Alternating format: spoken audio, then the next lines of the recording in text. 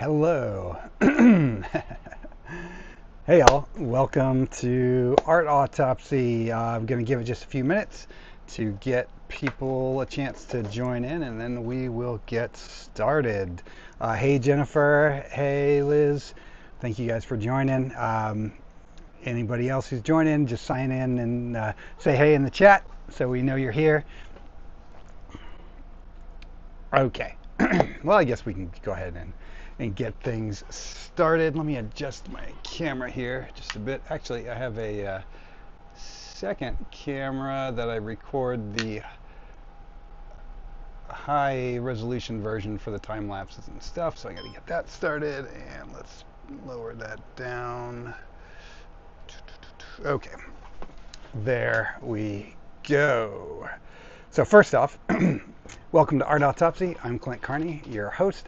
This is a bi-weekly live streaming art event where I start a new painting every 2 weeks, and I encourage everyone watching at home to make some art alongside with me. It doesn't have to be a painting. It's whatever your medium of choice is. I just encourage you to make art, and if you do end up making any art during the live stream, email it to me over at clintcarneycreates@gmail.com, and I will feature your art on an upcoming live stream. So, that out of the way, I wanted to say a very special thanks to all of the people that follow me over on Patreon. You guys are amazing, and pardon me, and allow me to keep doing what I do. So thank you, Jennifer, Tango 14, Travis, Anthony, Rachel, Derek, Sea of Dead Faces, Violet, Jill, Archangel, Charlie, Misty, and Donna. I really appreciate you guys. So thank you so much. Let's see. Oh, hey, Julie. Thanks for joining us. Hello, the Undead of Night. Thank you for joining us as well. Okay, so let's start off with going through some viewer highlights. So this is, again, if you make art during the stream, email it to me and I'll showcase it, and I'm going to show you some of the art that was sent to me from the last live stream. So this piece right here is from our viewer Violet Gray, and just a really cool acrylic piece, lots of vibrant color. Really love what they did with it. So Violet, if you are watching, please feel free to chime in and tell everybody about your process to create this, or anything behind it that you'd like to share. I'm sure people would be extremely interested to find out. Okay, next viewer highlight comes to us from Liz, who goes by the artist name Phoenix. And Liz is in our chat right now. And I believe this is a pen and ink piece, but correct me if I'm wrong if you want to chime in and tell us how you made it. I love it. Obviously, I love raccoons, love all animals. So this is a really cool piece. Random bit of trivia: for a very brief period of time when I was a child, I had a pet raccoon, but that's another story for another time.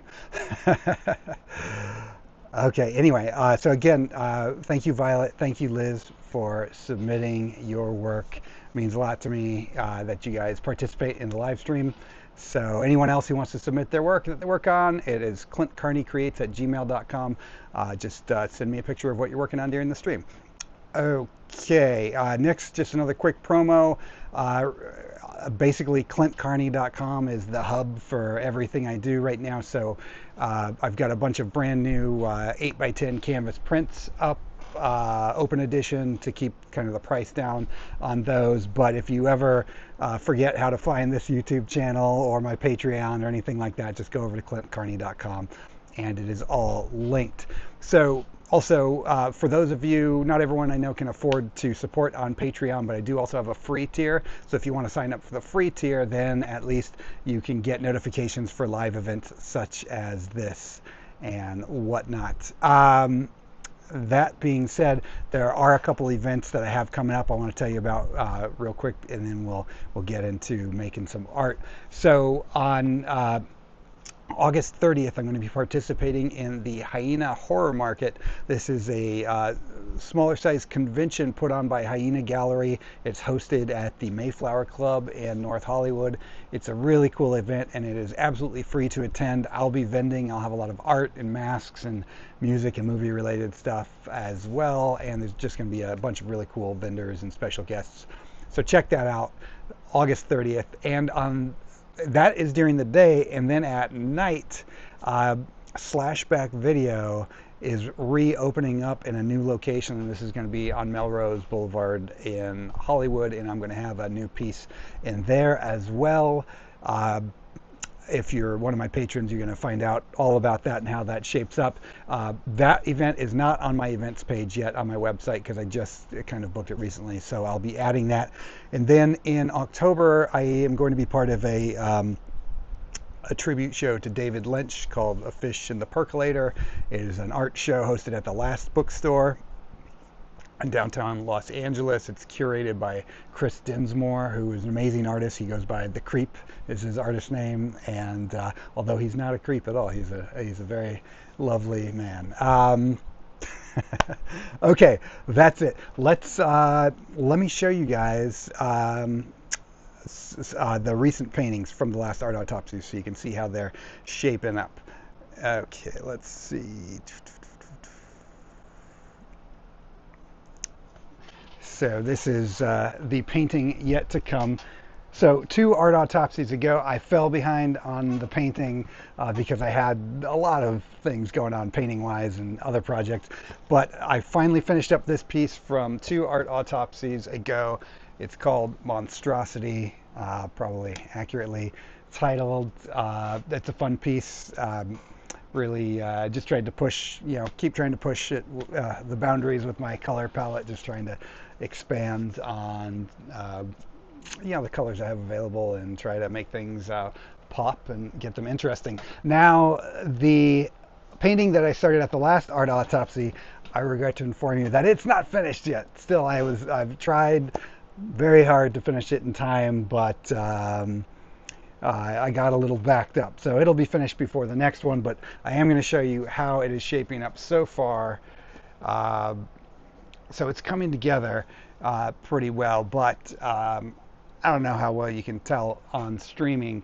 The colors probably look somewhat bright, but they're just not vivid enough for me. I want to introduce a lot more colors into the iguana, and it just got to the point where it was just, the paint was so wet and I couldn't do any more, making a total mess of it, so I had to pause on that for the time being, just to let things dry, and then I'll go back very shortly and finish it up. So you'll see this finished at the next art autopsy, or if you follow me on Patreon, you'll see it much sooner than that. So that is old news. On to new news.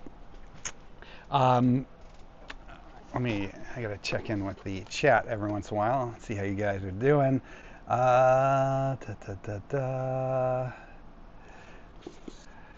Cool. Well, thank you guys for the comments. Appreciate you guys keeping the chat going.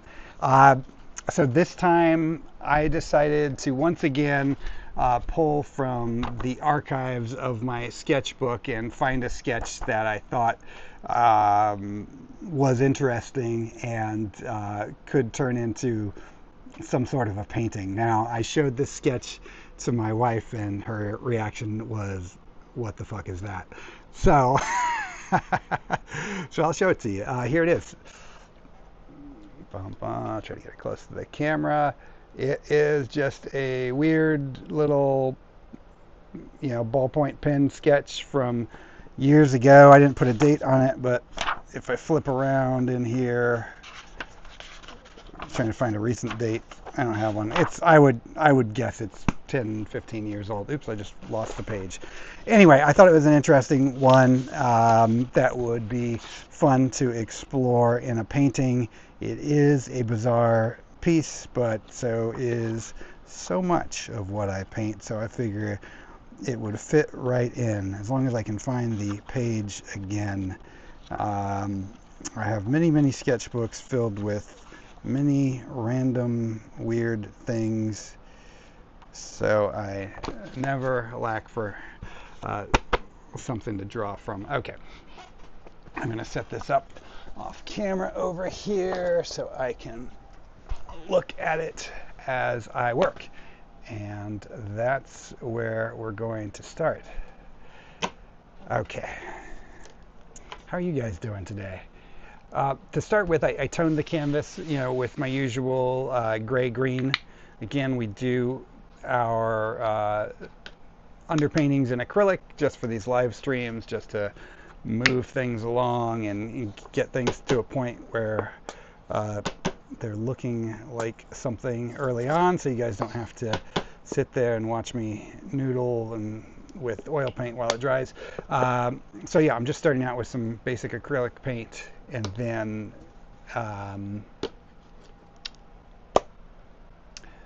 we're going to do that with the underpainting, and then we're going to move into oil once we start getting into the color side of things.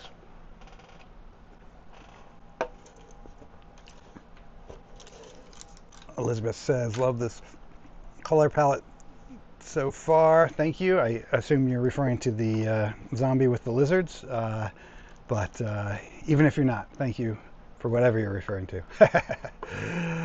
Okay.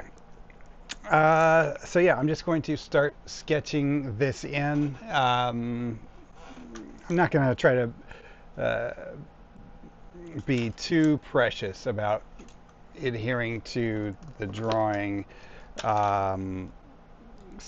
precisely. It's a weird abstract drawing, so I'm just gonna kind of use it as inspiration and see how things turn out. Okay, so when I kind of figure out my working area here, just drawing some lines so I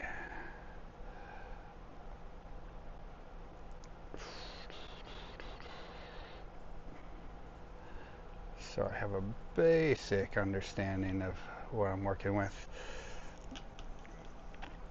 These lines mean nothing to you guys right now, but for me, what I'm doing is I'm looking at my sketch, and then I'm just making some marks as where I want specific things to hit, and then I can tell early on whether or not I've allocated enough space for that. So like this is the bottom of his head, shoulders, let's see, feet, and he's got these kind of like goat feet, which I like. I'm going to stick with those. And he's riding a unicycle, which I like as well. In the sketch, the unicycle had like a cake or something for the seat. There's a lot of weird stuff happening in that sketch, right? I don't know what all I'm going to stick with on here, but there's plenty of weird things to choose from. It's got like his knee cracked open with ghosts flying out of it inexplicably. To tell you the truth, I do not know what I was thinking when I drew it, but there it is. It's a good starting point reference. I've found in general, so the last couple art autopsies, I was just shooting from the hip the whole time, as was pretty obvious, and I didn't know what I was going to paint going into it, which is fine. A lot of times I like working like that. It's fine to work that way from time to time, but I've also found that with these live streams, if I have somewhat of an idea to start with at first, they just kind of turn out better, Actually, this other foot should be back here on this back pedal. I don't know what I'm doing.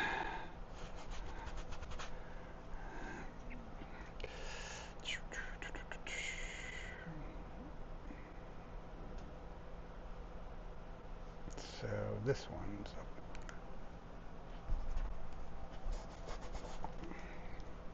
Anyway, it's going to be a weird painting, and he's got some weird hands, which I do like. Like one of them is like a kind of crab like, and then the other one is like a tentacle. Can't go wrong with a tentacle arm now, can ya? So,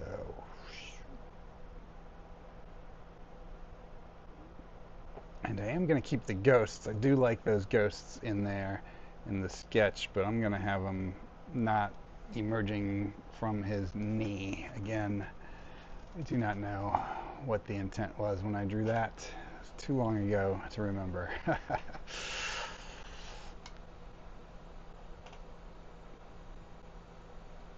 And he's pretty much in the sketch. I mean, it's just a human. In fact, it may have even been a half-assed self-portrait when I drew it initially. I'm going to start with him as a human just for these early stages, just kind of adhere to the sketch, but I'm not going to fully commit and say he's going to end up staying a human.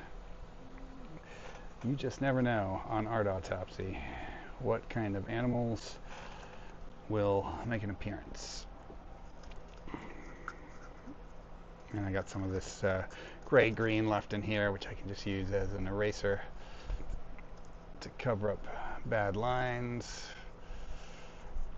Because at this stage, I am just simply drawing and trying to figure out the basic shapes, you know, so I'm bound to mess up a lot. And again, this is just some kind of a weird crab clawy, elongated knife type arm. I don't know, man. You guys got to tell me. I don't know what I'm doing. Okay, that's looking okay. And he's got a shirt on, but he's gonna have like these goat legs, so I think in the drawing he's kind of Porky Pigging it, you know, and just doing the no pants unicycle riding, which I don't recommend. It's probably not the safest thing. But our guy here, he lives on the edge.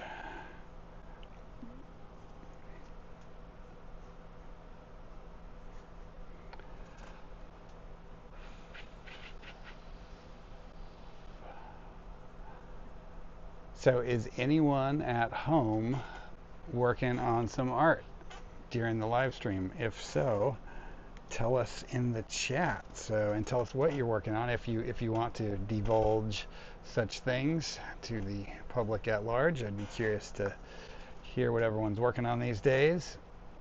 And then also, this always goes without saying, but I'll remind you for those who are new to the stream, if anyone has anything they want to promote, you know, feel free to type it in the chat. If you got an art show coming up or anything of that nature, you know, share it with all the people who are watching. They're pretty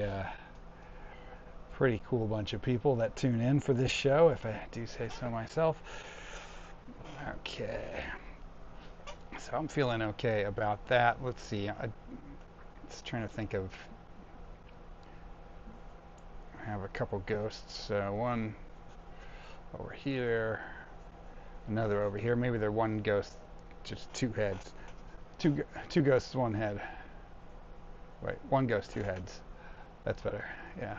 And they're kind of looking up at him, and I don't know. We're gonna work out these ghosts more. I'm just roughing them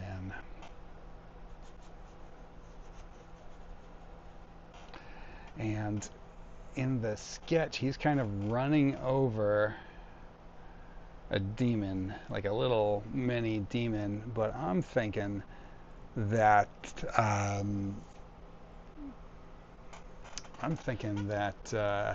he's not quite going to be running over the demon yet. Let's see, Jennifer, the demon will be here, but he'll be not quite getting run over yet. Jennifer asks, what is the text in the drawing? Just a bunch of nonsense bullshit. It literally says, don't read too much into it. and blah blah blah blah, keeps going from there. It's nothing good, nothing profound. I don't. Again, I have no clue what I was thinking when I drew the thing. I'll probably have some kind of an idea about what this is supposed to be or mean as I get back into painting it and re-familiarize myself with the scene. But for right now, no clue. Okay, so little demon guy here. We'll shape him up in a bit. I'm just getting the shapes in. So it's almost like he was standing in the path of the unicycle. The unicycle's coming for him, and he's leaping back to get out of the way. But you know what? Let's give him. This is not in the drawing, but let's give him some bat wings. Why not? That'll be fun. Okay, so we got our weirdo dude here. We got our ghosts. We got our demon guy. And we'll probably do some like spooky trees in the background or something. You know, keep the background kind of sparse, but just frame it with some tree branches or something. You know, I don't know. Maybe we'll do like a nice full moon here. This can be just a full-on spooky scene. Maybe a nice counterpoint to the unicycle tire right there. Also, I drew that unicycle wheel pretty much in profile. It should probably be more angled. We'll work that out. We'll work that out as we go. Okay, let's see. Julie B is drawing a big brown bat. She watched the last art autopsy from the beginning and really liked the needle felt. Happy to see a fellow felter. Yeah, that was Jennifer Goupil with the needle felt work. She did an amazing job. And Julie is also an extremely talented needle felter. That's something, that is an art form I have never tried, and I think it would be quite fun to give it a shot sometime. I'm sure it would take me many a year to catch up to you guys' skill set, but would still be fun. Okay, and then maybe since we have some ghosts in here, we might end up even making this in a graveyard or something. I don't know yet. We'll just, you know me, I just kind of randomly shout out ideas and they don't always make it into the work. But that's all right. Give it a nice vignette. There'll probably be something in the foreground over here just to kind of give it a vignette, frame it. So we've got trees up here, something in the foreground. Maybe it's a headstone, maybe it's rocks and twigs and stuff, or more demon guys.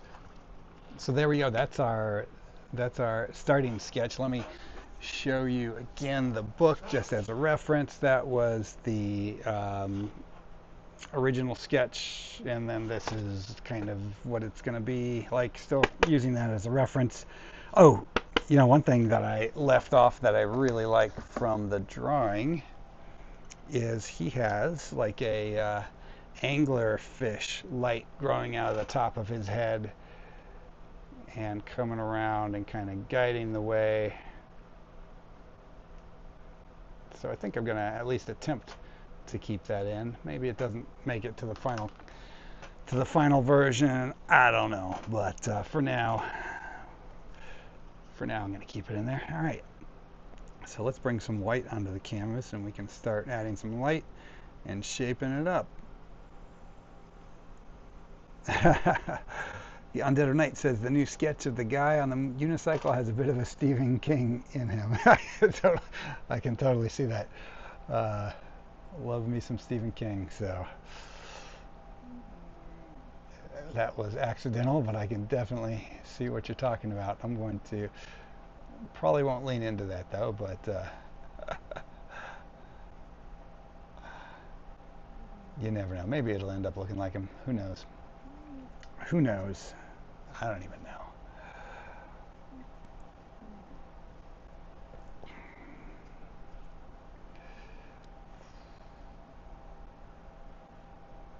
Do.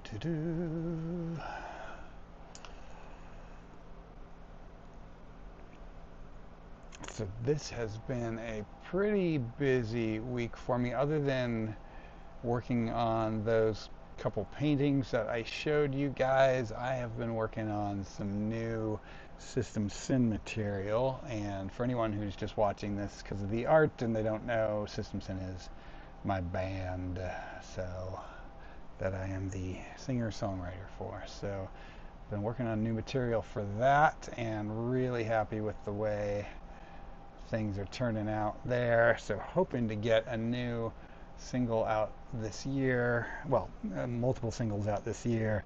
Maybe even a new album by the end of the year. We'll see how things go. But I also have some compilation songs coming out as well, or one compilation song. And again, over on Patreon, you guys who follow me over there will be the first to hear about all of that in detail. So if you care about such things, give me a follow over there. Okay, and I'm trying to get better about repeating this. So statistically, people tend to watch the stream for about 10 or 15 minutes and drop off. Now, there's some of you awesome people, like a lot of the people who are in the chat right now, who I know tend to stick around for most of the stream, and I appreciate you guys, but yeah, a lot of people come in and out. So I do repeat myself a bit, just to make sure everybody who's tuning in at any point in time can know what this is. So if you've just tuned in and you've never watched before, you are watching Art Autopsy. This is a bi-weekly live art event that I host, and I work on a new painting every 2 weeks. It's always at Thursday at 7 p.m. Pacific time. And I encourage everybody who's watching, if you're an artist or just think you might want to try your hand at some art, get out your art supplies and make some art right alongside with me, and keep coming back, every 2 weeks, and eventually you're going to end up with a nice solid body of work. And I'll tell you, it's very satisfying just to finish a single piece of art. But when you are able to finish 10 pieces of art, right, and have them all lined up next to each other, it's a really cool feeling, and I hope that some of you guys get to experience that. And if you keep coming back, keep watching the stream, and keep making art along with me, you're going to end up with your own collection of art, and having a body of work is crucial if you want to start showing in galleries and things like that, or even just getting people to recognize you as an artist, which is sometimes not that easy to do. So that's my spiel. And anyone who also wants to find out more about me or just keep up to date on everything, my website is clintcarney.com, and I have a Patreon link over there and all that stuff as well. And blah, blah, blah. And again, for those tuning in late, this is just a piece that started out as a sketch in my sketchbook. This sketch is likely 10 or 15 years old. I can't say for sure because I didn't put a date on it. I was just trying to think of what to paint today, and I was flipping through an old sketchbook that was filled up, and this was just one of the images, and I thought, you know what, that is just weird enough to where I think it would be fun for people to watch me try to paint it.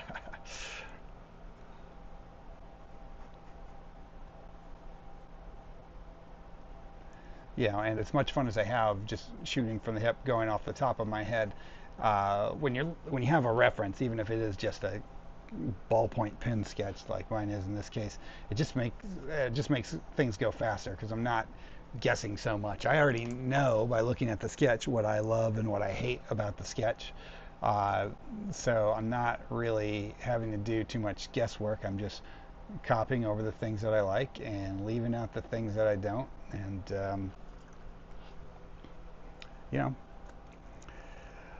something. I was going somewhere with that sentence, and then I kind of trailed off. That's all right.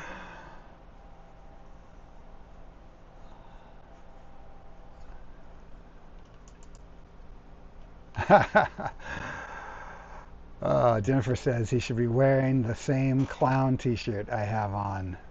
That would be funny. I like that.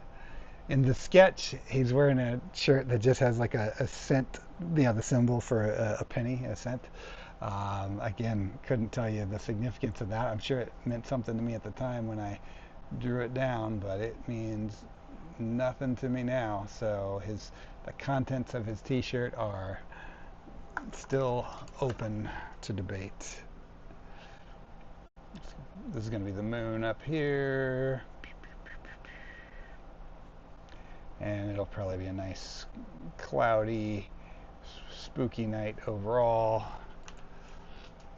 Of course, because we've got some ghosts. And these are just going to be just these kind of traditional, almost white sheet type ghosts, you know.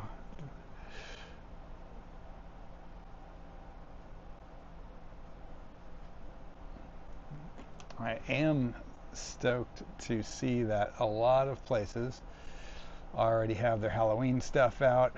Michael's, the art supply store, has a bunch of stuff already, which is cool. I think Home Depot's starting to get stuff, or at least in some locations. I saw some friends post online that they had got some stuff from Home Depot, but I haven't checked out my local place yet. Home Goods, if you have one of those shops in your area, they always have an awesome selection. That was me and the missus' first Halloween shopping stop of the year was Home Goods.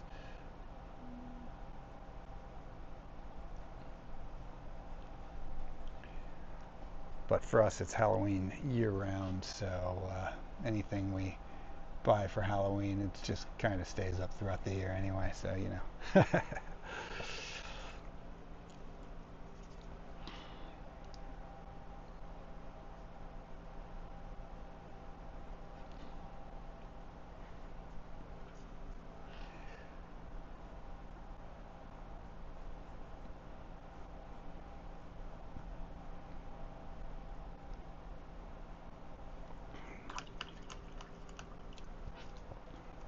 I'm also, let's see, what am I doing? Telling you guys about what I was working on. Other than the music and the art, I got a gig directing a new music video for the band Alice. That's AL1CE. If you're not familiar with Alice, you must check them out. They are super cool. They're really great friends, and three of their band members are also band members in System Sen. So we have that connection as well, but I'm going to be directing a new music video for them.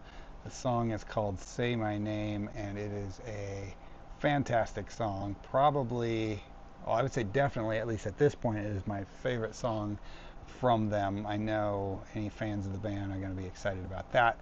So I'm excited to be working on the music video for it. Just started this week, and basically kind of in pre-production. It's going to have a ton of visual effects in it, so I'm starting by working on building out different models, digital models and things like that that'll end up in the video. And yeah, should be a lot of fun. I got about 2 months to finish that, and I am going to need every day of those 2 months because it's going to be quite an undertaking. And then also doing visual effects on a film called Jump, which I edited as well earlier in the year. It's by my buddy Kelton Jones, and yeah, a pretty cool dramatic piece. One of those emotional films that will likely win a bunch of awards. Kelton does good work. So yeah, working on visual effects on that, and doing the Alice music video, and writing music, and still finding time to paint every day. No exceptions.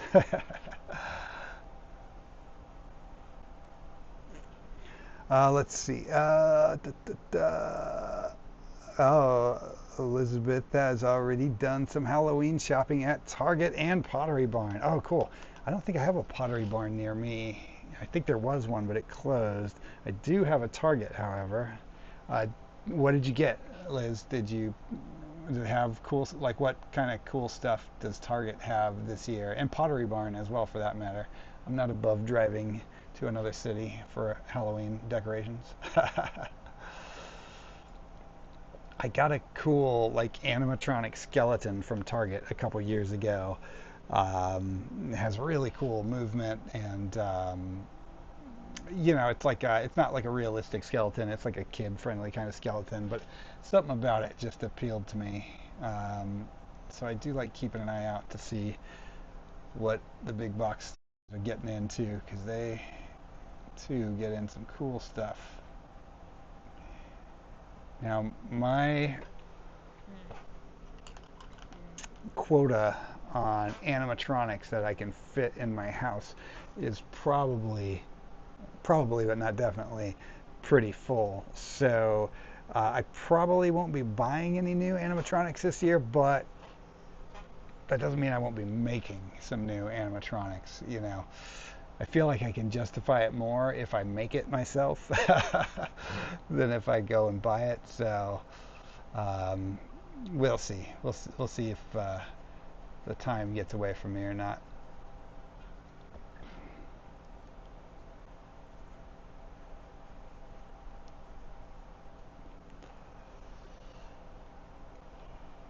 But I do love Halloween. We go all out here, do a lot of cool decorations. We got a lot of kids in the neighborhood that come by and really enjoy our setup.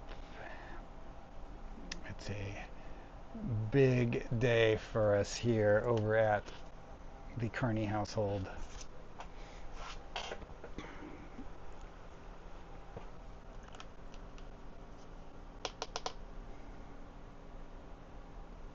Undead of Night says Dollarama here has 3 aisles of Halloween items. They usually pick up some things for dioramas there. Oh, cool.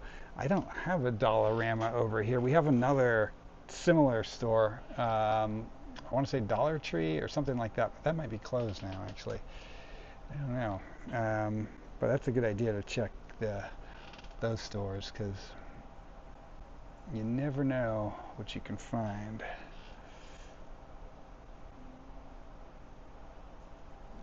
So this thing right here that his arm is turning into, again, I feel like when I drew it, I wanted it to be almost have like a crustacean quality to it, and even though it's not necessarily a claw, so it might become a claw, but at least it will probably be have the same coloring as a crab at least. And I'm adding some little hinges in here to kind of go for that look. Again, I don't know that it'll stay that way, but I do kind of like that about the sketch.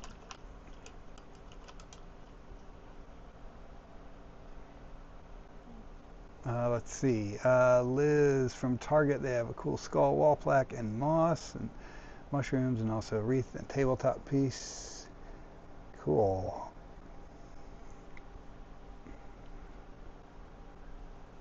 Yes, Undead or Night, I agree. Yeah, building them is a lot more fun for sure. It is just a little more time consuming, but like anything, if you don't have a lot of time to do a build, you can always. They don't have to be that complex. I've got a few pieces that I put out in the yard that have motion to them, that I've put together, and they're just pretty simple, like one motor kind of mechanisms, and those are fun too. But yeah, I don't know what I'm going to be. I always, put on a costume and scare the trick-or-treaters and stuff, but I haven't put too much thought into what that costume is going to be this year. But if I'm going to build it, I should start thinking about it. Do any of you guys have any Halloween costume plans yet?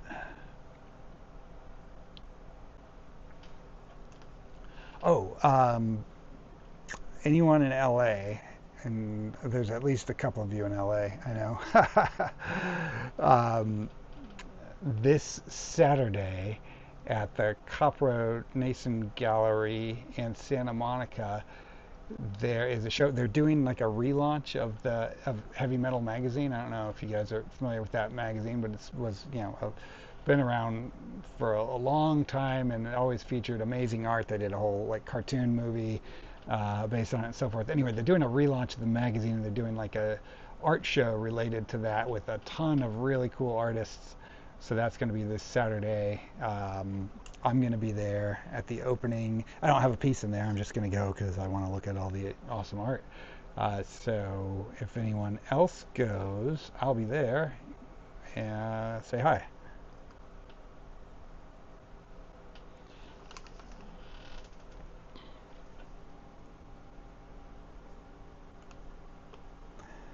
No Target. Oh, you're in Canada. Aha. Do you incorporate Arduinos into your animatronics? Not yet.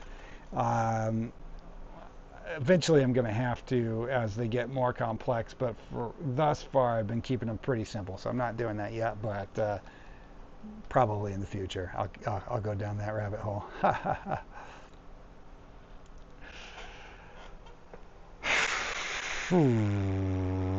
I am thinking now, this leg, yeah, I'm gonna do some erasing on this leg real quick and just rethink its positioning here.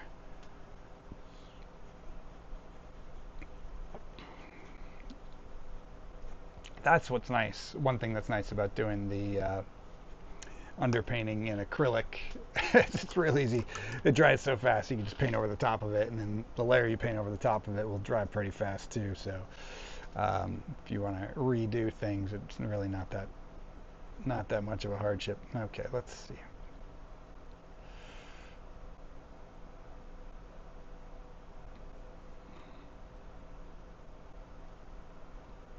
Yeah, that's a little better. And then I can have his other leg.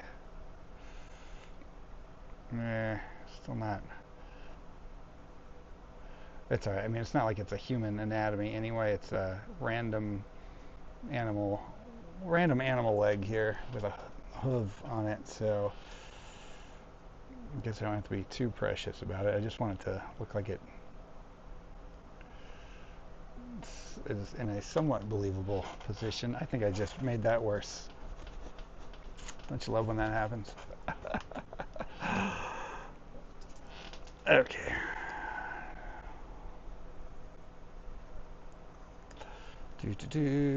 All right, I'll tell you what. I'm just erasing that for now. We're going to come back to those legs in a second. I'm going to see what I can do about the tire here.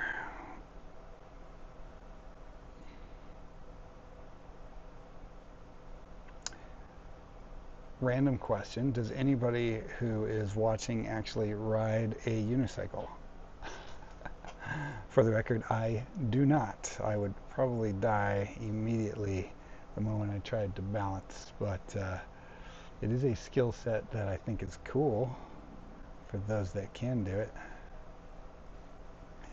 I am not a very balanced person. I mean, I can stand without falling over just fine, but for the life of me, roller skates, skateboard, it's not in the cards for me. That's okay. Oh, you know what else I did? I went to Hyena Gallery over the weekend, and my buddy Johnny, who goes by the artist name Spine Stealer, she had a little event there. It was kind of a reoccurring Hyena Gallery event with different artists, and I've done this before many years ago, but they do an event where they just have artists come out, they sit in the gallery, and they just draw and they take requests. And I went and got a painting from Spine Stealer, and it was super cool. And if I were smart, I would have brought it here with me to show you guys. But basically, it's a little homage to my painting, I'm Funnier With My Nose, which is also the title of the short film that the clown in my shirt is from. So that was cool. Anyway, I like going places and seeing cool artists. So it was fun.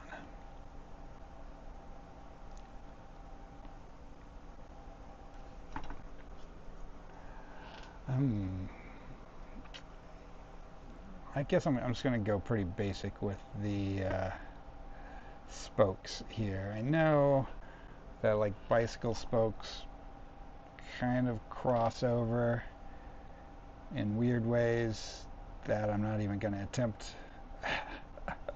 I'm just going to go basic, cutting through the middle kind of spokes.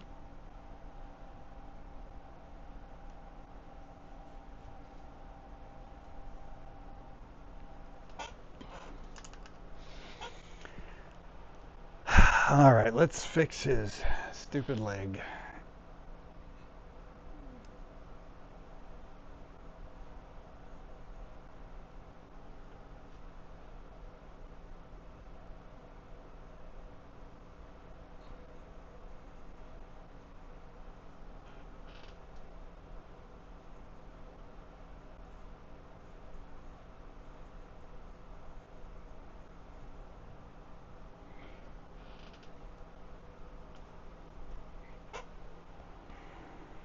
I mean, maybe it's just looking weird to me because I'm trying to mash up an animal leg onto a human and, you know, give him, you know, this triple jointed leg, and I probably,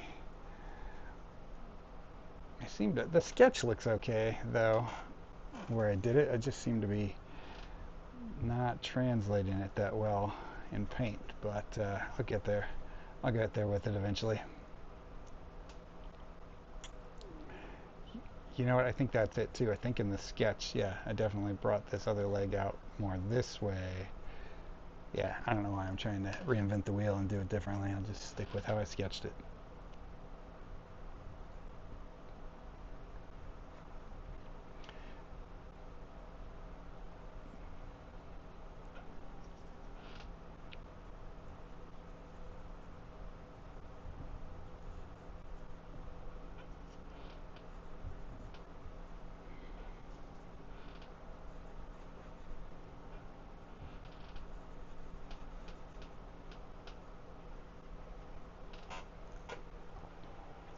Yeah, I'm okay with that.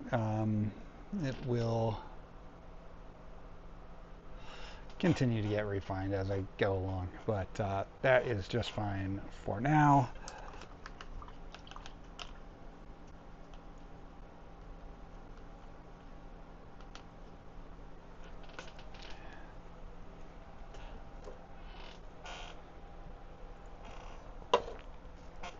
And spiel for those just joining, you're watching Art Autopsy. I'm your host, Clint Carney, and this is a reoccurring bi-weekly live stream where I make a new painting every 2 weeks, and I encourage everyone who's watching at home to make art right alongside me. If you do, email me what you create to clintcarneycreates@gmail.com, and I will feature it on an upcoming stream.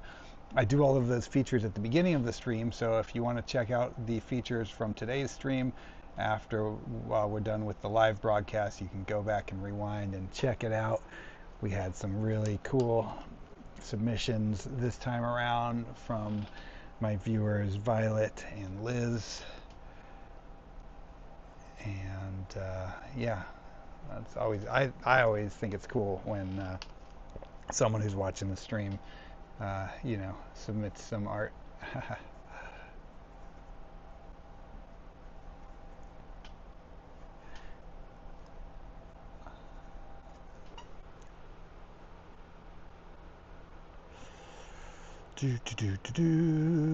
Okay, I'm not going to do a lot of detail in the background in the acrylic stage. I'm going to save that for oil.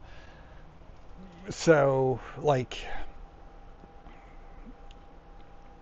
this is super rough. Obviously, you can see, but I'm okay with this for the rough underpainting because I'm going to add a lot more detail and figure him out on the oil side. I'm going to just switch over, focus a little bit for the time being on these ghosts and on this little demon dude here, just to give them some additional detail so I have a better understanding of how they fit into the scene. And then we might move on to oil after I figure those guys out.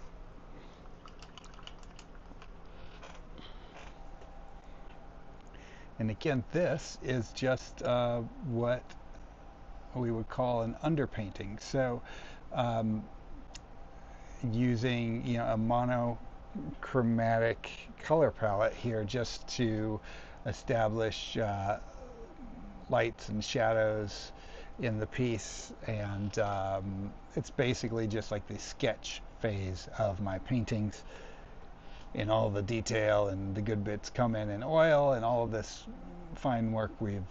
questionably fine work we've done here with the acrylic will all get covered up in the end, but that is just part of the process. Many people prefer to do this stage in pencil, just to draw it in first, or pre-plan it, or some people draw it on a separate piece of paper first, and then use a projector to put it on their canvas. Whichever way you want to work, there's no right or wrong way to do this stuff. It's just whatever works for you. For me, doing it this way it's fun, so I default to doing it the way that I have the most fun. So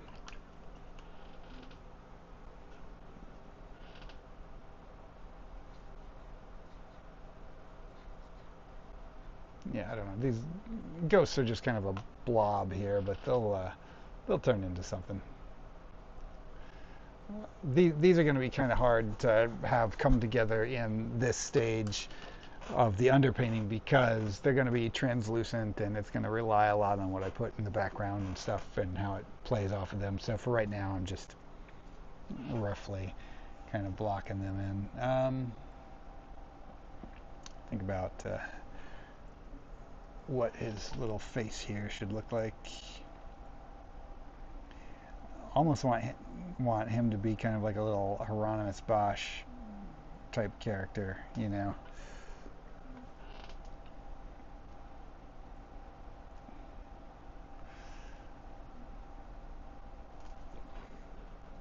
or a character that looks like it could fit in a Bosch hellscape,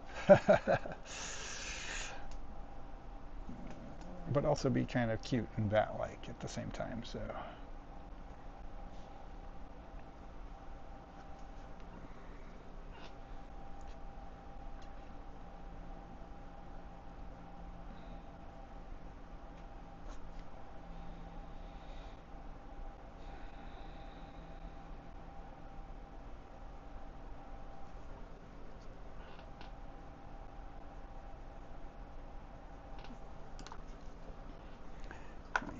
rethink his leg here.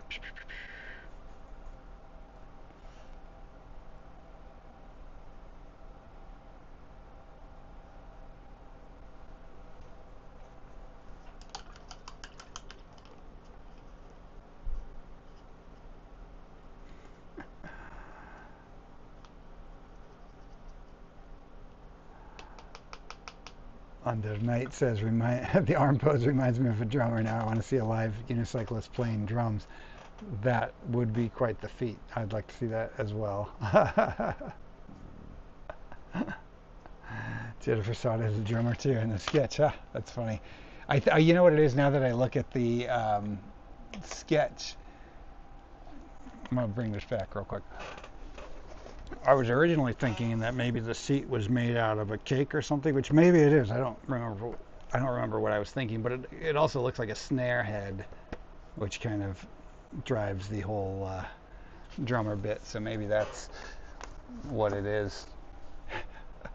Also, I just noticed in the sketch the one of these ghosts is carrying like an orange, well, it's not orange in this thing, but carrying a plastic pumpkin bucket, which I think is pretty great. So um, I might introduce the one of those into this painting at some point as well. Can't go wrong adding a plastic pumpkin bucket.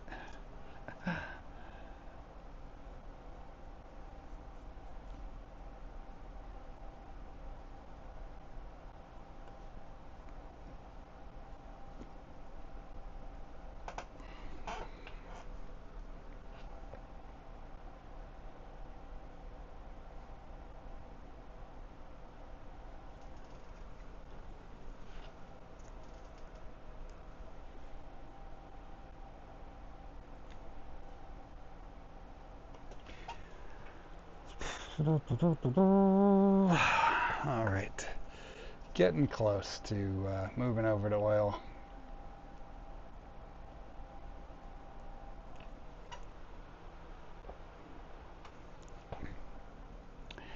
It is a strange piece.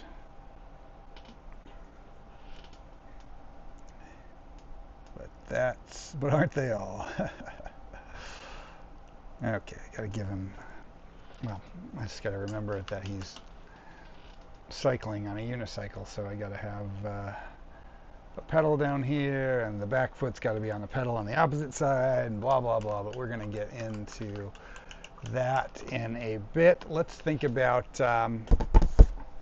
what we want to do color palette wise here. I've been on this super vibrant kick lately, as you can see there. It all started with this squirrel painting that's behind me there. I was just expanding the color palette, trying some very vivid things, and then I kind of just went crazy down that road on the last couple paintings, and I think I'm going to keep it going with this one. Although maybe we won't go quite as crazy, but let's talk about colors. All right.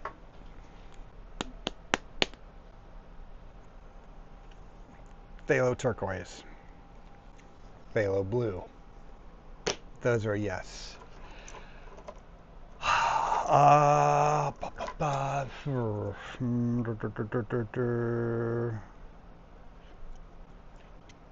Permanent green light. Gonna go with that. Cad yellow.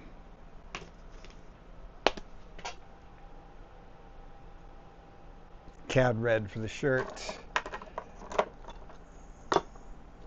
Somewhere I have it out already. Yes, there we go. Cadmium red. And just because I can't help myself, I have to put it in every single fucking painting, because yeah, transparent oxide red. And then also we're going to take some titanium white as well. All right, so that's going to be our color palette. All right, I'm halfway committed to that right now. Right, let's go over them again. Phthalo turquoise, phthalo blue, permanent green light, cadmium yellow, cadmium red, transparent oxide red, and titanium white. So let's squeeze those out on the palette. We're going to start throwing in some color and see how it shapes up.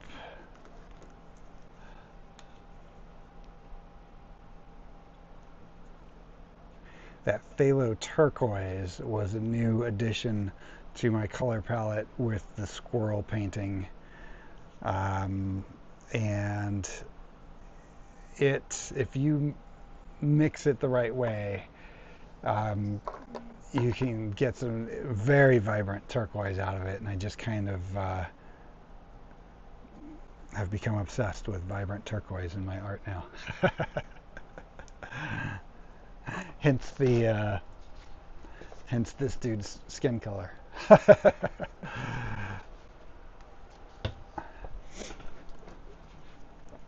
So what I'm doing now, I'm just squeezing out paint onto my palette.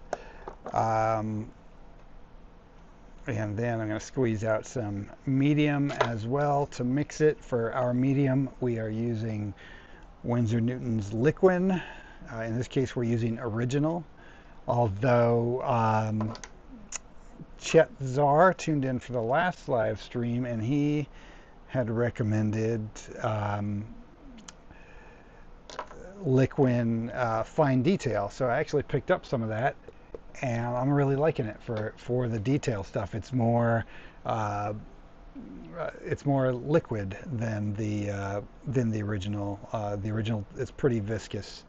The original kind of has the consistency of like hair gel, you know, and then the fine detail is just like an oil, right? So for doing those fine lines, the fine detail works fantastic. So I am grateful to Chet for making that recommendation. And getting some titanium white. Okay. Got the colors out. Just got to add the liquid, and we're going to start throwing down some color.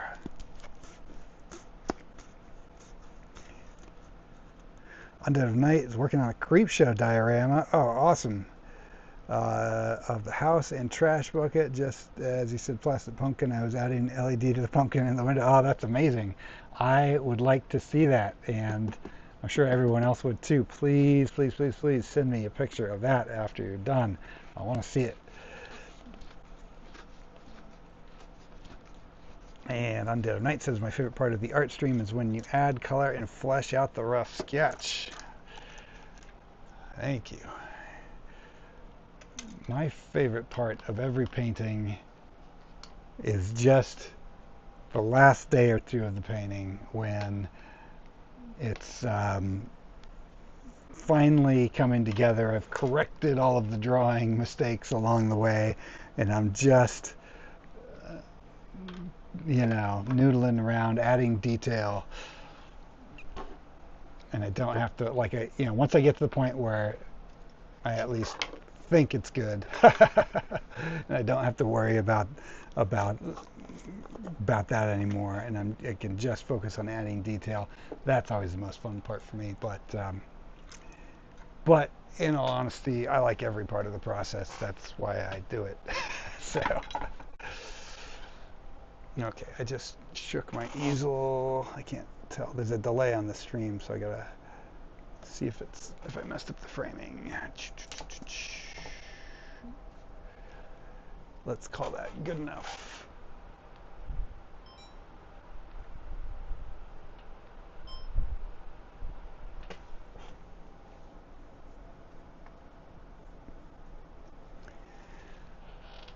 All right.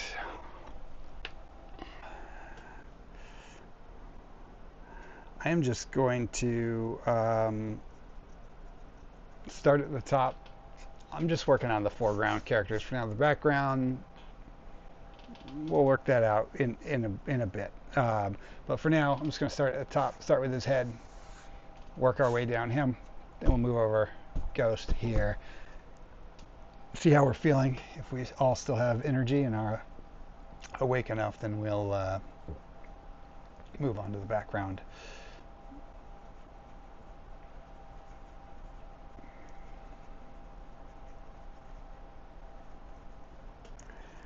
First thing I'm doing here, this is just straight up cadmium yellow.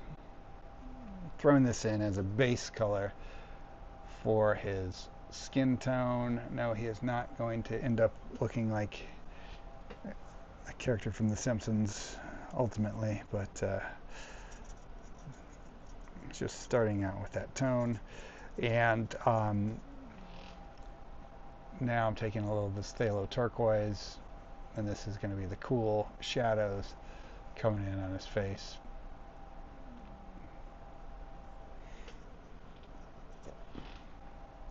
And even at this stage, even though we moved on to color and stuff, nothing is precious. There's nothing that I'm doing that I'm not open to changing later. You know what I mean? So again, he may not even end up having a human head after all in the end.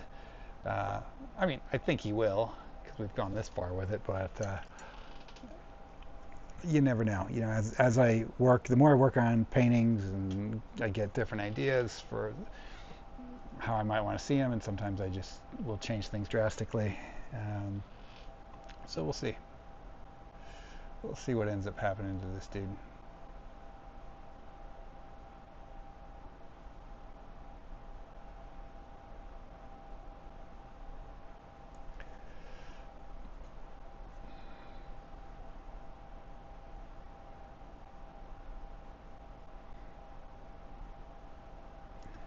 My goal here on this stage of things is to get things pretty well in pretty good shape with the drawing. So I'm just continuing to refine the drawing with the paint, um, and try to get the drawing in good shape before the canvas gets too saturated with paint. Because there's going to come a point where, you know, when you're working in oil, where you've put so much paint on, you know, a part of your canvas or all of the canvas, and you just can't work it anymore until that paint dries. So what I'm endeavoring to do is at least get the drawing fixed before it gets too soaked in, so that hopefully by the time we are ready to call it a night, I'm feeling okay, at least about the starting point of the drawing.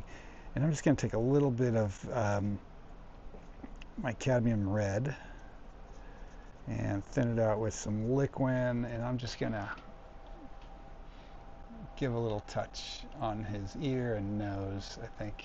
Although, you know, I say that now, but I'm already thinking this is a bad idea, but I'm doing it anyway. The reason being because it's probably gonna, yeah, it's gonna turn to mud real quick.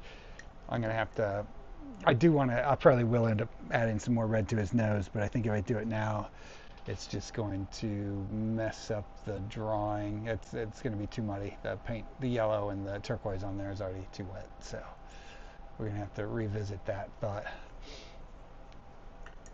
And you know, I'm just going to keep it going with our cadmium yellow and for the highlights, and our turquoise for the shadows in his hair, just for now.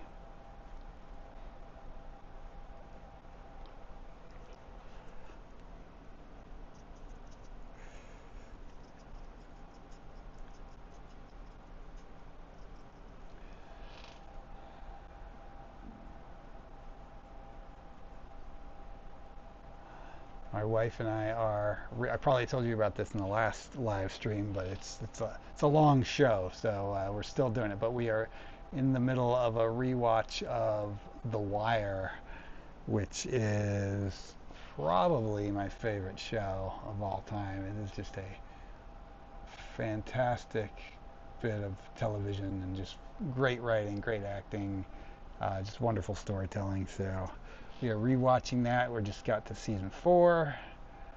Um, it's pretty funny because we've watched it so much now. At this point, I think we both pretty much have the whole show memorized. Um, but it's a comfort show for us.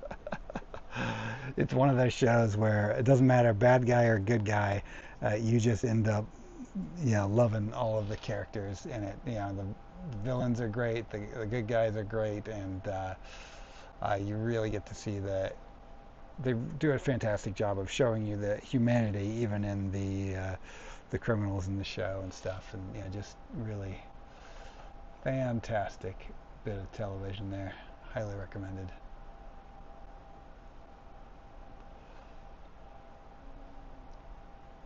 It can be a little bit of a challenging show, I'll say that. I know some people who have started watching it and they didn't give it enough time to get into it, and then kind of stopped. And I'll say, if you are going to try to watch it, give it a couple episodes. Give it like 3 episodes first before you decide you're not into it. If you decide you're not into it after 3 episodes, then you're dead to me.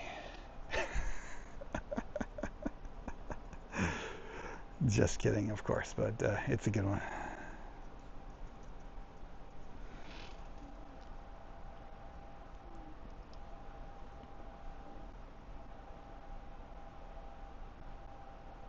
God, I'm messing up my...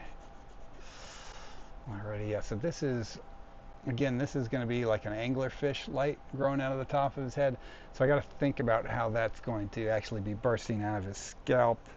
Um, that the mechanics of how that's going to work is something I'm going to have to work out in another session, because I already got too much paint on his hairline there, but we'll figure that out.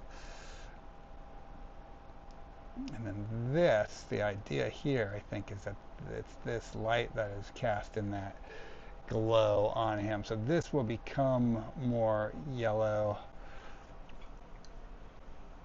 over time. It's a bit orange right now because I threw down the cadmium red first, but in future sessions that will be more of a light source that'll be casting down onto him, which also tells me I should bring a little light back into that cheek. Well, we'll work that out. Okay, now for his shirt, I'm just going to go with bright cadmium red. In this case, I'm using cadmium red light hue,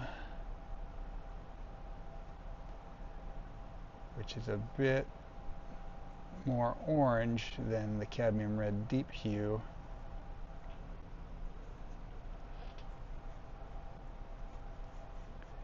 And I'm mixing it with that liquid, and you can see the results right there. I paint over it very thin, and I can see all that shadow work I did in the underpainting just come right through, show right underneath, which again, even that's going to get covered eventually as I build up layers and layers, but for now, before it's covered, it serves as a good guide so I can remind myself how I wanted the light to play over the fabric and all those folds in the fabric and so forth.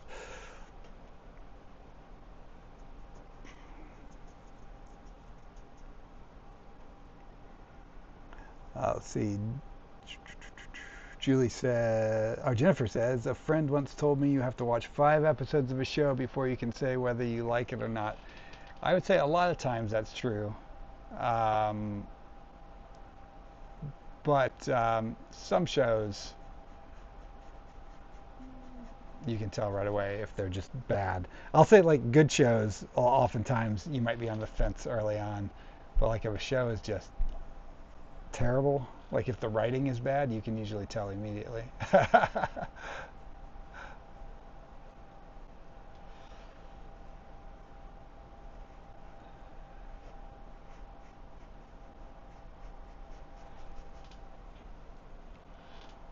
Yeah, I think I'm going to stand by my decision to give him a bright red shirt here. I'm liking that already.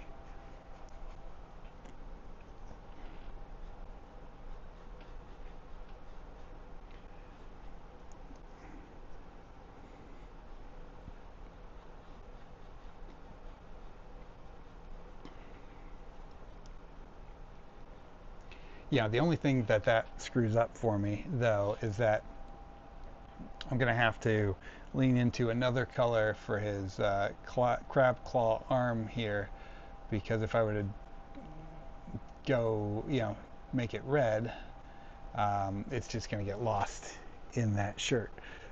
So maybe I'll just keep the yellow and turquoise scheme going through the arm as well. But I'm going to sticking with the shirt for right now. Just gonna deepen up some of these shadows with our turquoise.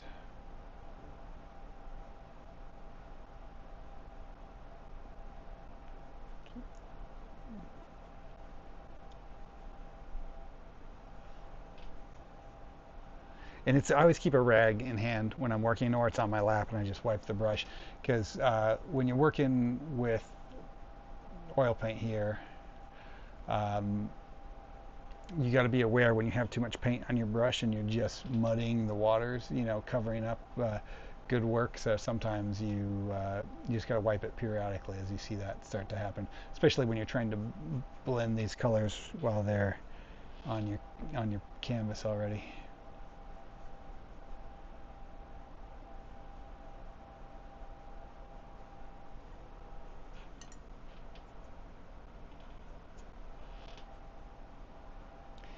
There is, I think I talked about this book in the stream before too, but it was a few episodes ago. So for those who haven't seen or didn't see that one or don't remember, there is a book by,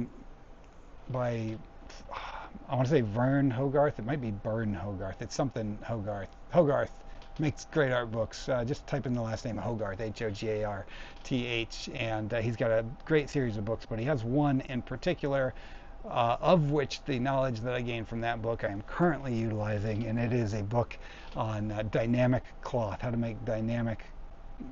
paint or draw cloth in a believable, dynamic way, and he explains it very well and simply, and a lot of times with really painting or drawing anything, um, once you hear it articulated to you in the way that resonates well with you, you never lose that. And that certainly, that particular book really helped me with cloth, So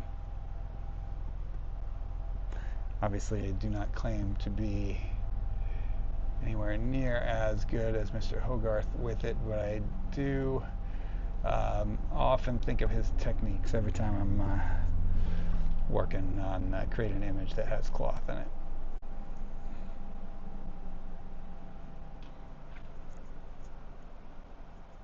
Yeah, I was thinking of that the other day. So most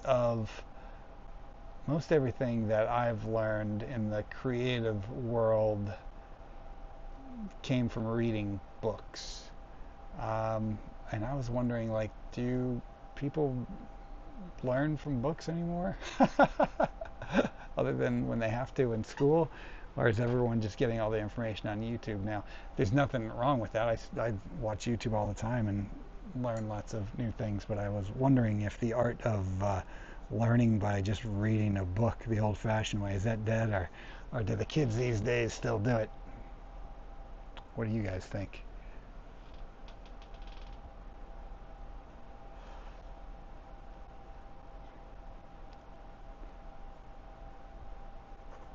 You know what it was? I was watching, now that I think about it, I was watching a little YouTube documentary on, it was on a company, it was about a company that makes animatronics, and I'm, terrible story because I'm blanking on the name of the company, but the guy that owns the company referenced Tom Savini's book Grand Illusions as like his touchstone, the thing that kind of got him going in down that rabbit hole. And that was also, I thought that was really cool because that was a very important book for me as well.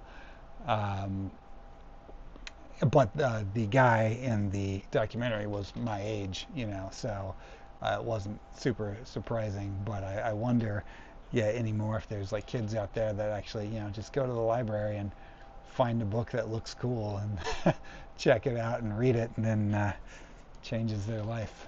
Like, I'd like to think that's still happening, but also because I have, aspirations of writing books still. So, but I don't know. Are you guys reading? What do you think? Let's see.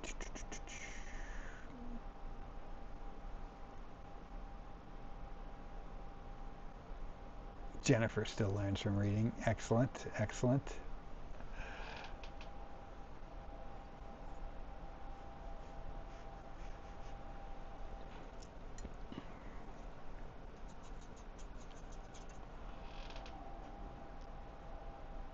I think it's real easy to, and I recognize the irony of this as I'm on a fucking live stream on YouTube having this conversation, but it's real easy to spend large portions of your day just staring at screens, because so much of what we do, not just for entertainment but for productivity and work, happens on screens. It's just the way it is now. But I think it's important to make time for not staring at screens. And making art is a great way to do that. So is reading.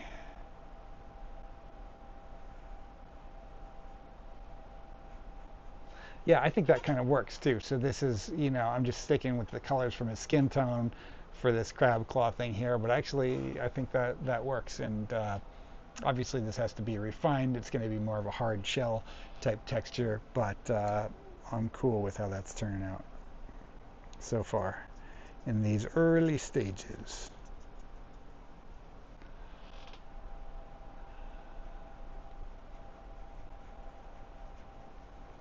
And see, look at this is again just mixing these colors with the liquid, but like look how, I don't even know if you can tell on the live stream. It's probably the video quality is a little degraded as it goes through the live stream, but the subtlety of color I'm getting and just the gradient switching over between the yellow and the turquoise is really working out nicely.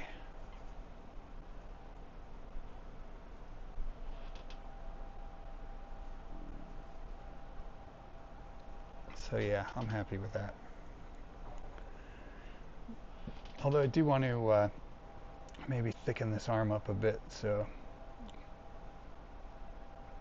this arm is not on, it is in the shadow side, but I'm just, the only reason I'm drawing it in with white is because I got the paint is still wet underneath, and I gotta overpower it somehow. And then I can go back in with that turquoise on top of the white.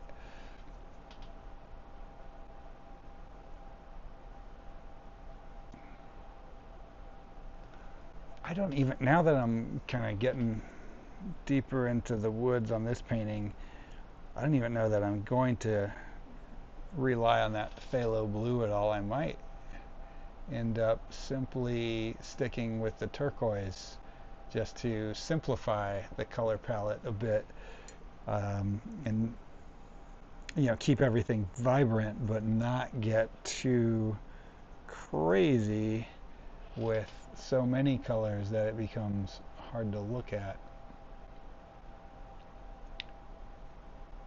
But as always, don't hold me to it. We'll see how it goes. All right, I'm feeling okay about that so far. Let's work on his tentacle arm. I probably want to do like there's some octopuses. There's probably multiple ways to say that. Which one is correct? Let me know. But there are some octopi, I think, that have really interesting patterns on their skin if you look at them up close. Because I was painting some years ago. I mean, I've done a lot of octopus type things in my paintings, and was just going down the rabbit hole researching kind of all the different kinds of color patterns that they had going on, and I found some really cool ones. So I'm going to try to do something really interesting with the pattern on that. But that being said, it's not going to happen in this stage. That's going to happen when it comes to detailing. Right now, we're just working on getting these shapes and the basic underlying colors fleshed out. And then as we get into detailing, that's when the opportunity will be there to get some cool ornate patterns on the tentacle skin.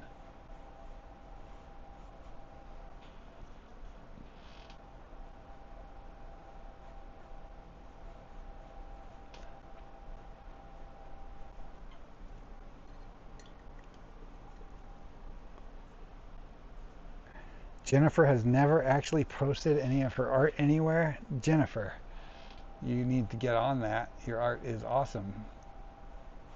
Well, your art has been featured here on Art Autopsy, so, it has been posted there. But I guess technically that was me posting it, so. But I highly recommend showing off your work. You put a lot of effort into it, and it shows because it's rad. So why not let the world see it?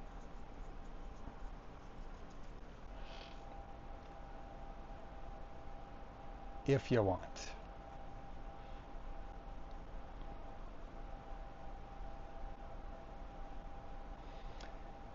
So again, I'm just spitballing here. I don't know that I'm going to do this, but you'll see I'm starting out again with the yellow and the turquoise just on this tentacle, just because we've kind of established that as like the color tone for his skin. But likely what will happen at a future stage in here is it's going to probably shift color as it moves further away from his head and maybe end up more in that cadmium red type tone, maybe.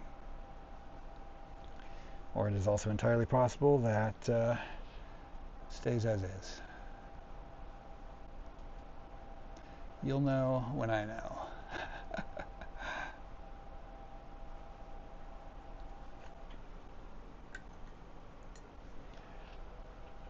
Anyone who's just joining the stream, feel free to participate in the chat, chime in, say hi to everybody. It is a friendly environment here filled with lots of cool, creative people in the chat. So say hi, introduce yourself.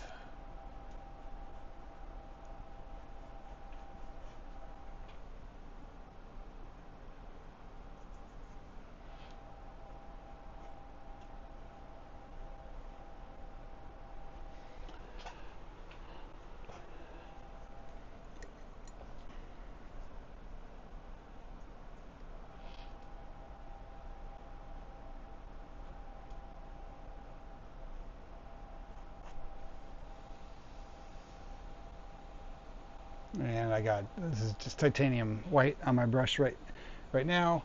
And I'm just, because the turquoise and the yellow are wet on the canvas right now, I can just actually, as I go, mix those colors together right in.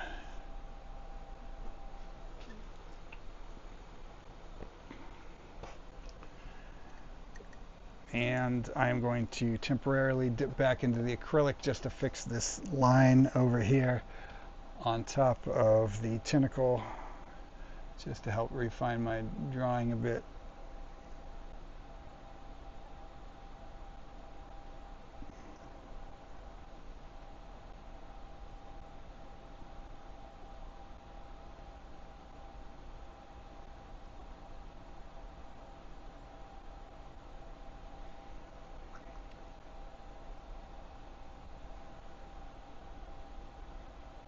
And this is just that green-gray color.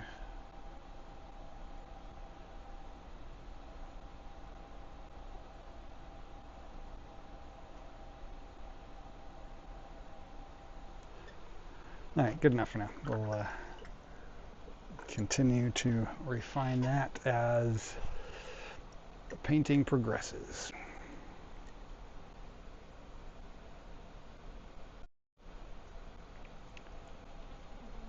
Uh-oh. See, I just got a message on my computer. One of my hard drives disconnected. I might lose my graphics for just a second. Let me just reset this hard drive. If the Art Autopsy graphic disappears for a split second, you'll know why. Ah, looks like all is fine.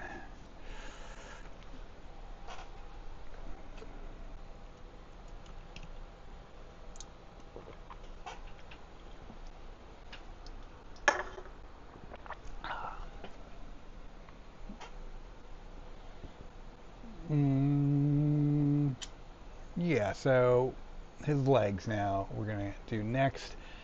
And these are going to be because we're going to go for more of like a brown, reddish brown fur on the legs. So we're going to start with our transparent oxide red as our base color there.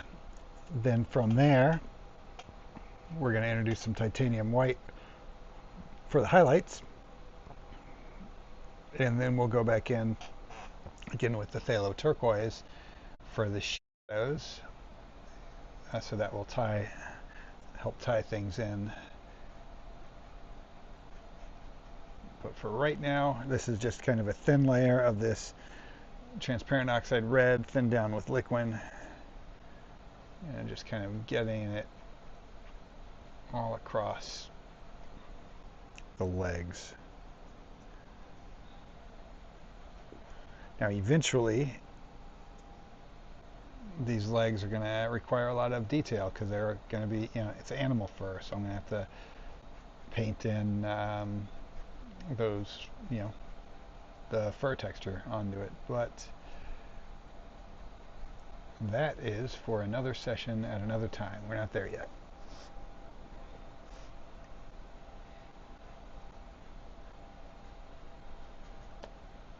What are you guys thinking of this piece so far? Do you like the way it is going? Do you hate it? Do you not understand it and wish I would stop? Tell me what you think. Don't hold back. Yeah, just about every painting I ever do goes through a stage where I'm unsure if it's worthwhile to continue.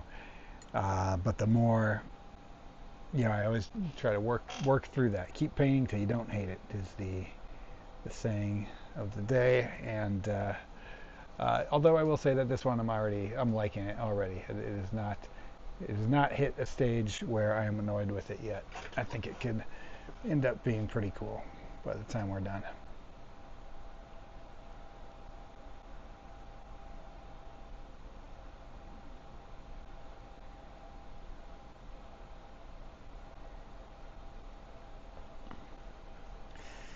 All right. Now let's get in here with some turquoise. And we're just going to reinforce these shadows. Again, we're still keeping things thinned out with the liquid, which allows it to spread nicely, dries faster that way, and allows us to paint thin so that we can see other colors popping out from underneath it.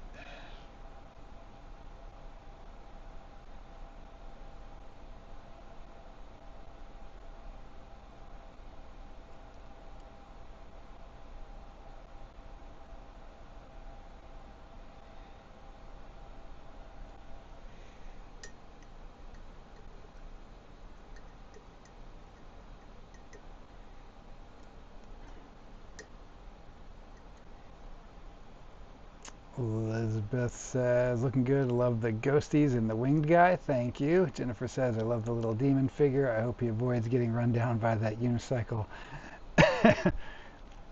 Liz says, hope so too, Jennifer. Fly out of the way. Yeah. I think he'll be okay. The demon in my sketch was not so lucky. He was mid squish.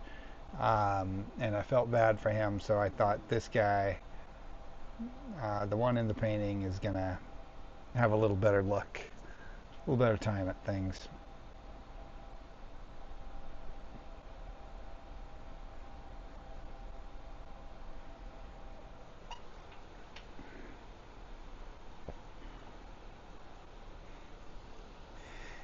Okay, I'm going to throw in just a little bit of color in back of him right now. I don't know that I'm going to fill up the whole background with color yet, but I want to start kind of getting him set in this world, right?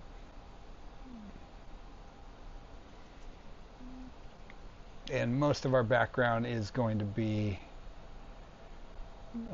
this turquoise, and so I'm going to start by just giving him a little bit of an outline here in this turquoise. It is thinned down with liquid, but I'm going a little thicker than I was on his skin. And then we're going to introduce some titanium white right into there, right against him, and it'll kind of make him pop a bit, give him a little bit of like a halo effect.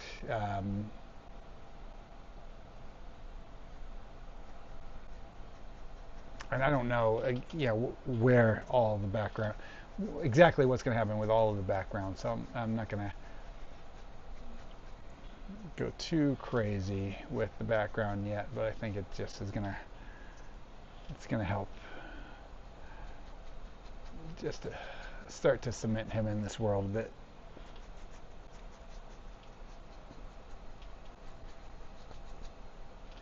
And you know what? Yeah, okay, so it's going to go from the turquoise, and then I am, after all, going to bring in the phthalo blue, and that's going to just be the darkest shadows here, which we're going to transition into the turquoise gradually.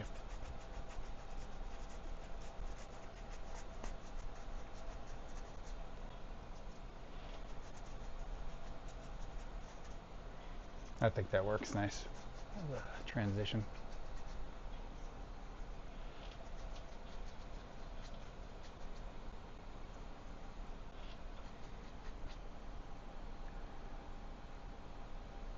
Oh yes, Undead of Night. It definitely needs another pedal on the other side, and that is coming soon. I just haven't worked out the. Basically, I'm going to work out the foreground and make sure I like that first, and then worry about what's on the other side of the pedal after. But yeah, you're absolutely right. He's getting another pedal on that side, 100%.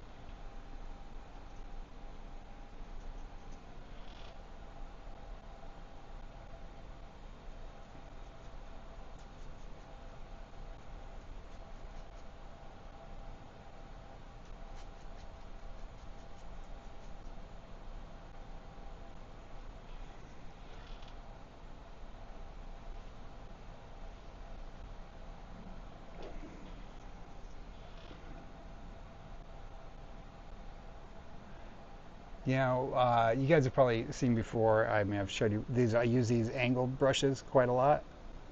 Um, for a brief period of time, this was in between my jobs in the corporate world. I had a few months where I just joined a crew painting houses.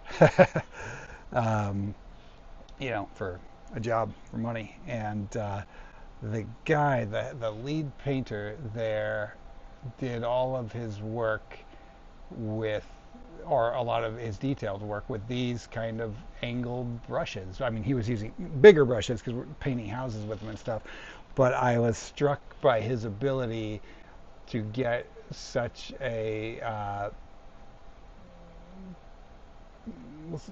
straight lines with using this kind of a brush, and actually to do a number of different techniques with just the one kind of brush. And once I started using these in my paintings, I suddenly understood the appeal. But I think that just from painting houses and watching a professional house painter cut around lines in the trim using these angled brushes, it really showed me that you can do a lot with them. Okay, so now I'm just taking the titanium white here, and because this turquoise is still extremely wet on the palette, you can see it's just going to blend right in with it.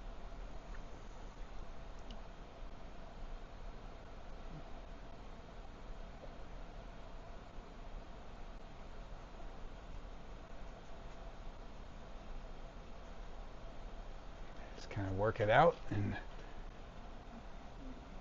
blend outward.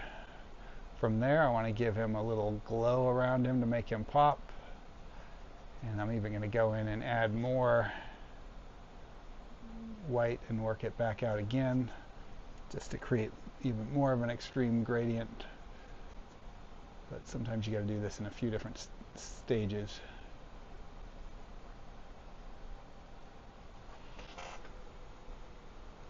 You might notice how I keep coming at my canvas from a weird angle.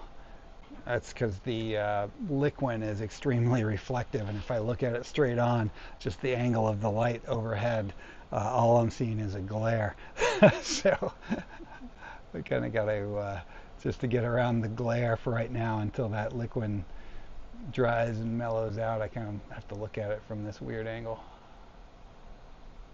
Just in the sections where the liquid is particularly heavy.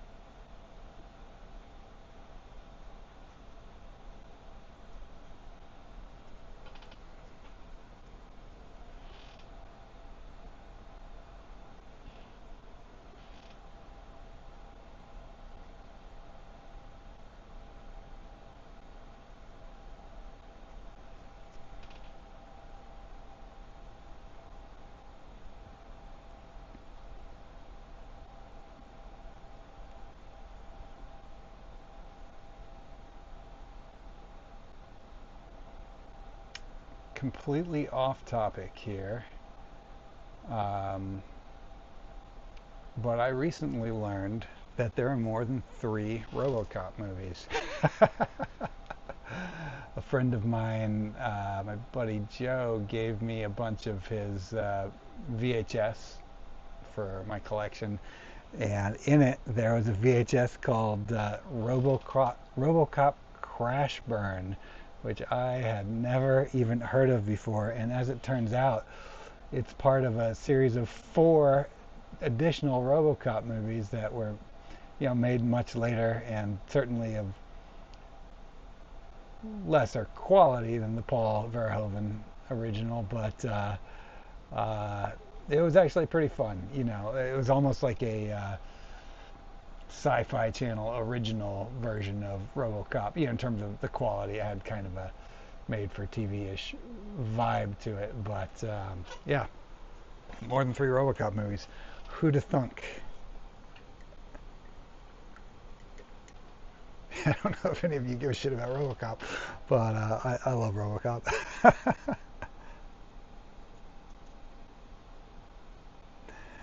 See, I guess this guy uses his anglerfish trap at night to catch those death's head moths in Silence of the Lambs. Yeah. Probably. Actually, that would be pretty fun though, right? To add some moths kind of flying toward it. That's not a bad idea.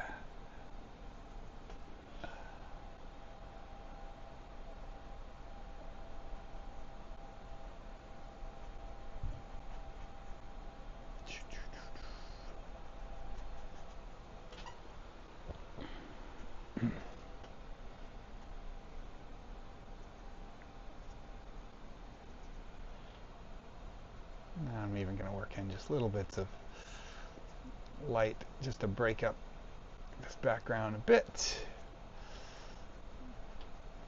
And of course we're going to have a tree in there, so maybe I'll even go a little bolder so that way when we go in to detail that tree, he's got a little more contrast to pop out against.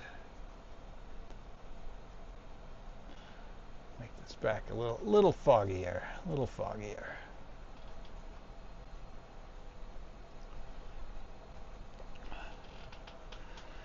Yeah, I think that's working. I think that is working okay. Yeah, let's just keep going with that. Let's get this background colored up. While we're at it, kind of, since there's no detail we have to work around here, I can kind of just block this part in real fast.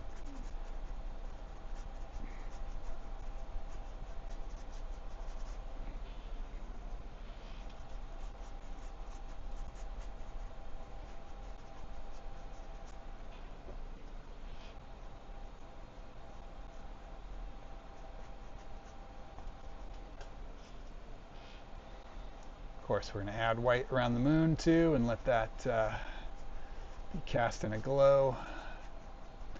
And we'll add clouds in the sky and all that fun stuff as well.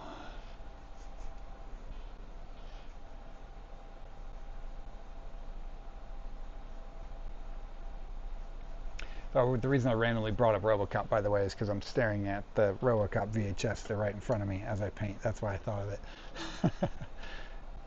If anyone was wondering, why the hell did he just randomly bring up RoboCop? Not that I need a reason to randomly bring up RoboCop.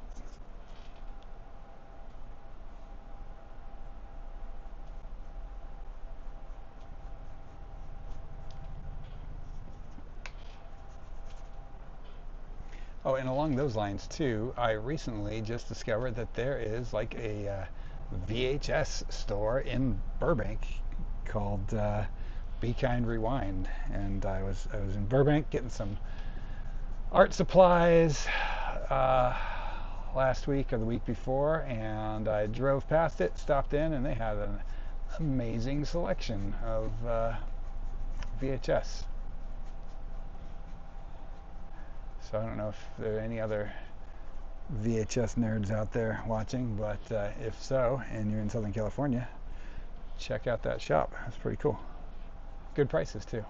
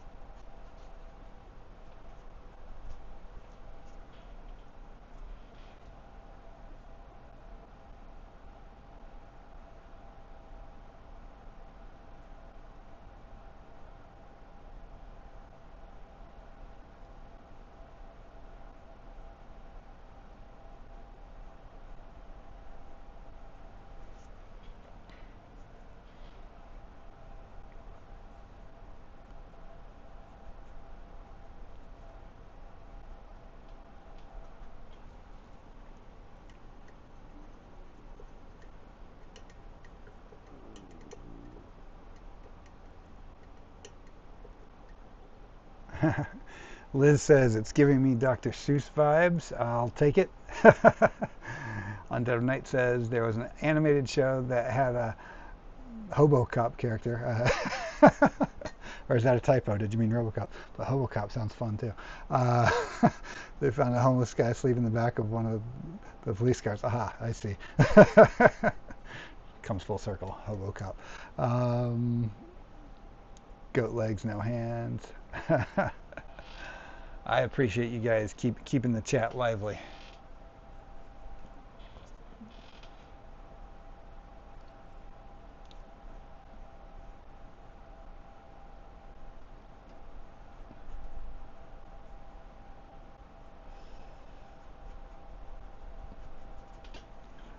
Yeah, so generally when not live streaming, I always keep a movie playing in the background. So um, recently, while I was trying to get that other painting finished in time, trying and failing, I was watching Interview with the Vampire, great Neil Jordan film, who's an awesome filmmaker, based on the Anne Rice novel, of course, and just wrapped that up. And then I just started The Witches of Eastwick, which I realized after starting it that I hadn't watched it in so long that I have forgotten a lot about it.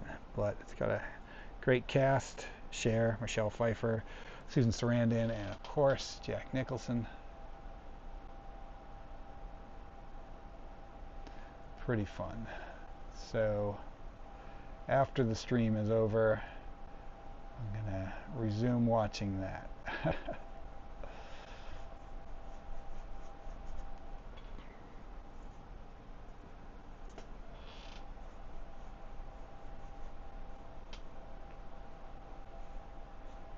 So for those joining the live stream late, just to recap, you are watching Art Autopsy. This is a reoccurring bi-weekly uh, live art stream. I am your host, Clint Carney.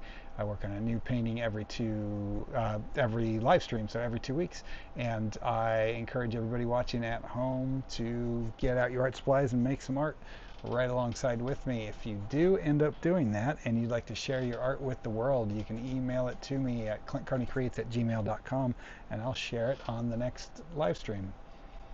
So there you go. That's the spiel for those new to the stream.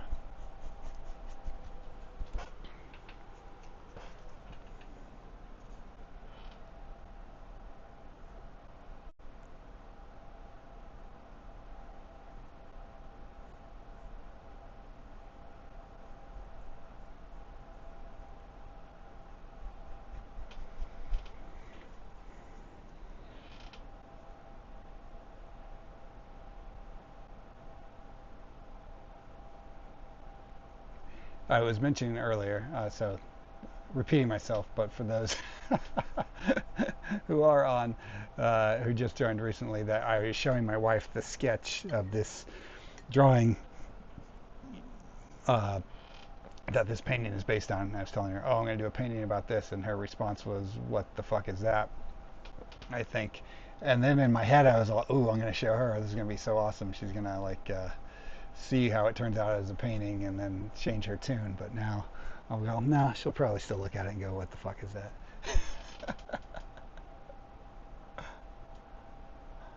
I don't know. It is slightly. I think the more you render it, then the less weird it becomes. But I guess at its core, it is just a bizarre image, right?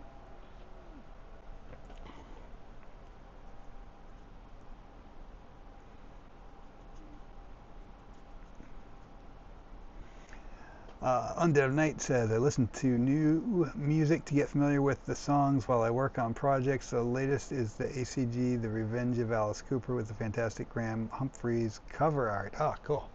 I am not familiar with that, or maybe I am and I don't know. I'll have to take a look.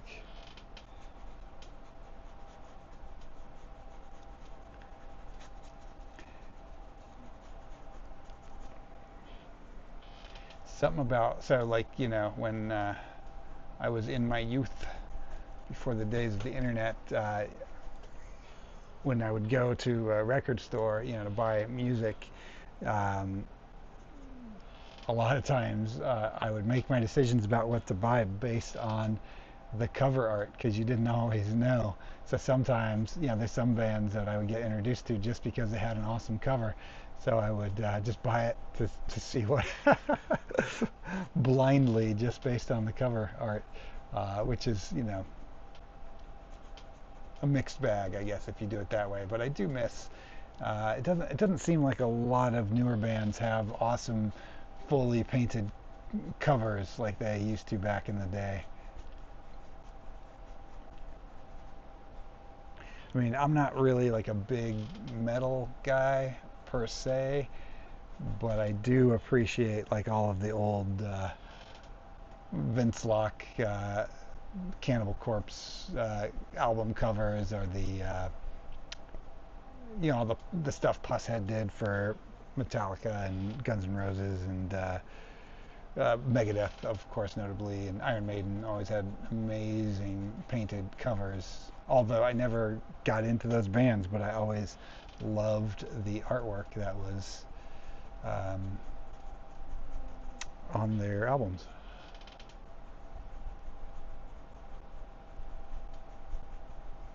I'm fortunate enough, I've had a few of my paintings show up on albums over the years, so that's been cool.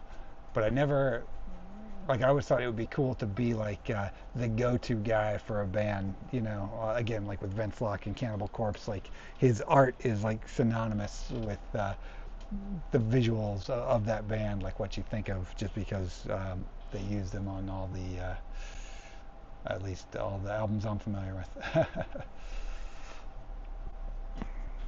But yeah, I've got some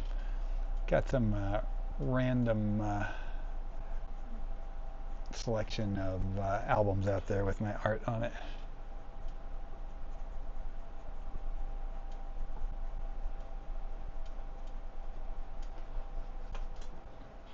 To be honest, I don't even remember all of them.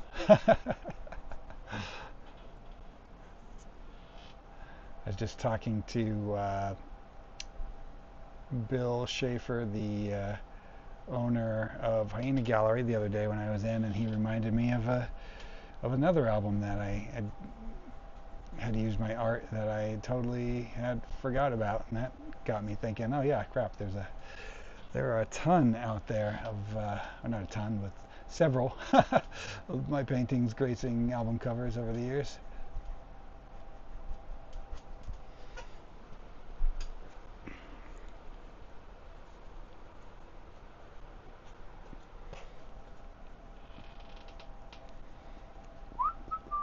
And I think I'm going with these ghosts,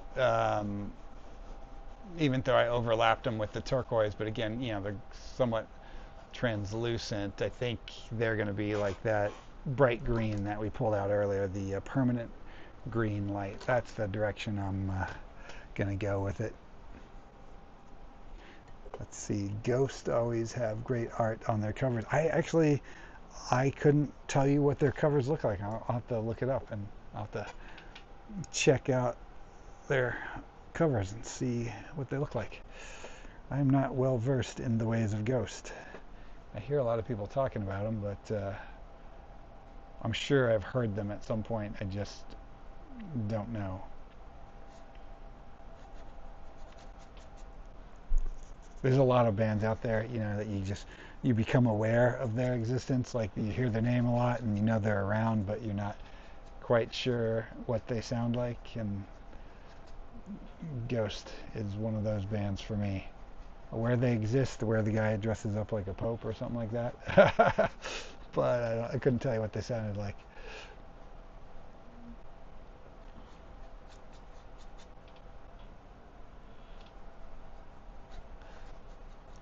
I'm just throwing a bit of that cadmium yellow in here. We're still keeping it going with the turquoise, but we're getting into like the ground layer, so I'm just introducing a few other colors in there. That's all going to shape up, you know, as we go. I'm going for just trying to get this all this canvas filled up, you know. For right now, for the first layer.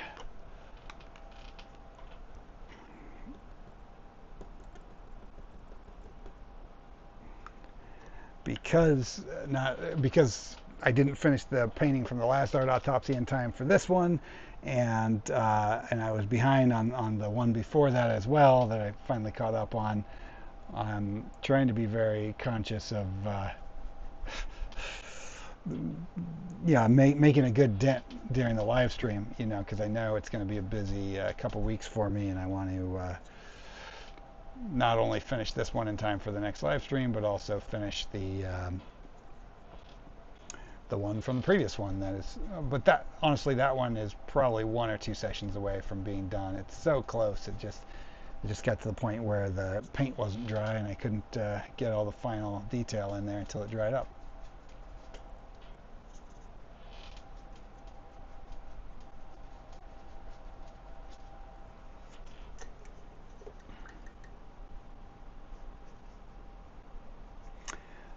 Was your art custom work for the bands, or did they pick from your catalog? All of the ones I can think of off the top of my head were bands that wrote me and licensed art that I had already done. Like they had a piece that they liked already and they wanted to use it.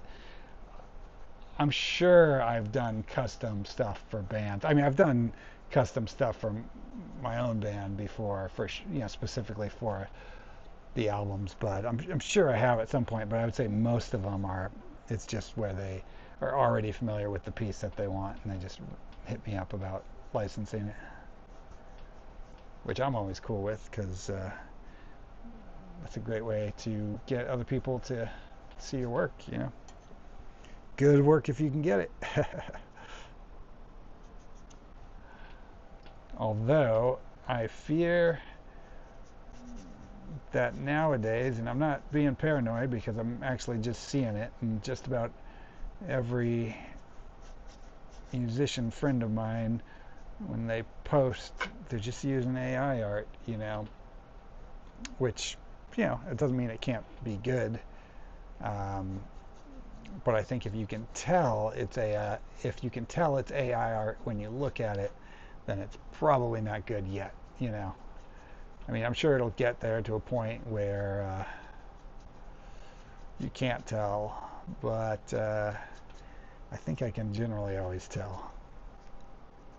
You know, I'm not slamming it. Whatever people want to do is fine, but the point was getting those gigs is going to get more and more rare.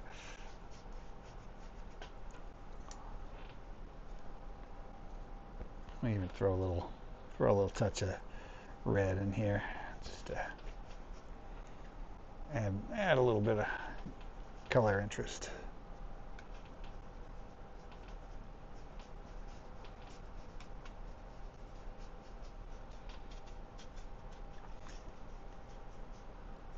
I think what it is like every time a new AI program comes out that can generate art, um, a lot of people jump on it, and then you see a lot of this art coming out right around the same time that has a sameness to it, because when it comes out it looks kind of unique because you hadn't seen it before with other AI programs. But then the more it's out in the world, the more you start to recognize it as the style, for what it is. Like for a while it was like Mid-Journey, and then you could really start to see that AI style, even though it makes good images, just has a style to it which reveals what it is. Um, and then more recently, I've been seeing a lot of that with Chat GPT, which can also generate images. I'm just being sloppy around my bicycle because I got to fix that anyway. So um, fix the tire and spokes and stuff. So I'm just filling in the background, and I'm going to worry about cleaning up the tire later. Yeah, so I see that a lot, and it definitely has a style that to me is recognizable. But and then next week it'll be whatever the next flavor of the week is with that stuff. But it's just there's no you can drive yourself mad shouting into the void, telling people to use real art or whatever. It's not going to change anything. It's just the way of the world. But I personally think that there's always going to be a demand for real art. You know, I think even just now that anybody can use this software and stuff to generate art, um, I think it makes it even more special when you're able to do it physically. Um, or maybe I'm just delusional. Maybe I'm already obsolete and just don't know it. Either way, I still have fun painting. So, and again, I'm not knocking the tools. It's just the future is coming whether you like it or not. So, um, but if you enjoy making art the old-fashioned way without robots, the option is still there for you to do it that way. Just because the new tools are here doesn't mean you're obligated to use them. I would say default to you doing whatever way brings you the most joy.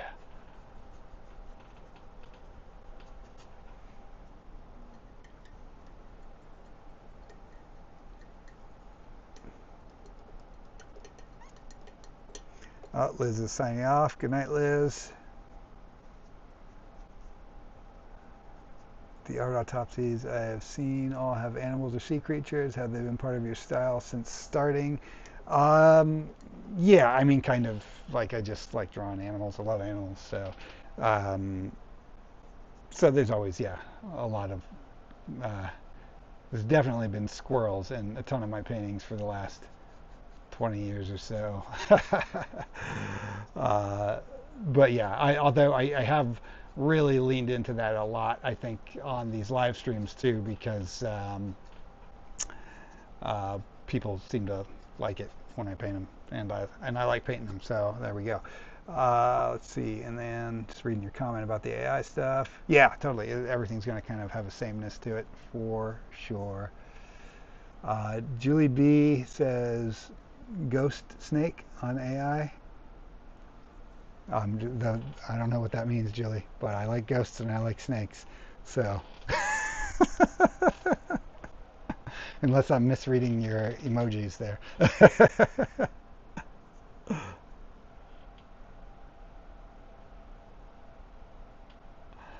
The thing that cracks me up about it, and again, I can't even hate on it because it just is what it is, right? But there's like these big reputable galleries and auction houses that are doing these like AI shows now. And maybe they're just doing it as the gimmick because it's the flavor of the week or whatever, but it just cracks me up. Because when you can create something so rapidly and anyone can do it, again, it's not that I'm not going to say that it's incapable of creating like an image that you can like, or that I like, or that you should like, you know, whatever you like, what you like. But to me, when it's that easy and fast to create, I don't understand how it has value, which is why it's weird to me that galleries would do shows with it, because yeah, where's the value in it if it's instant, if no one toiled away hours upon hours for it.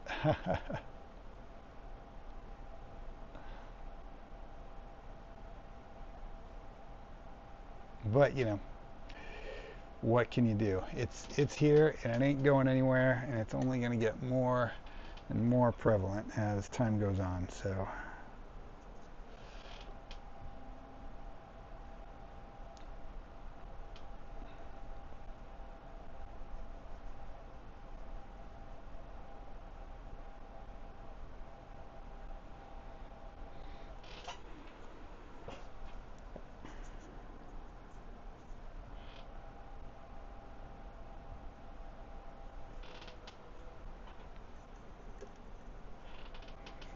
I'll throw a little bit of green into those ghosts now, just for fun, just because I got green out on the palette already, haven't used it yet. Let's give them this nice ghoulish green. Oh, boo hiss, Julie says. That's okay, I get it now. See? I'm a little slow, but I get it.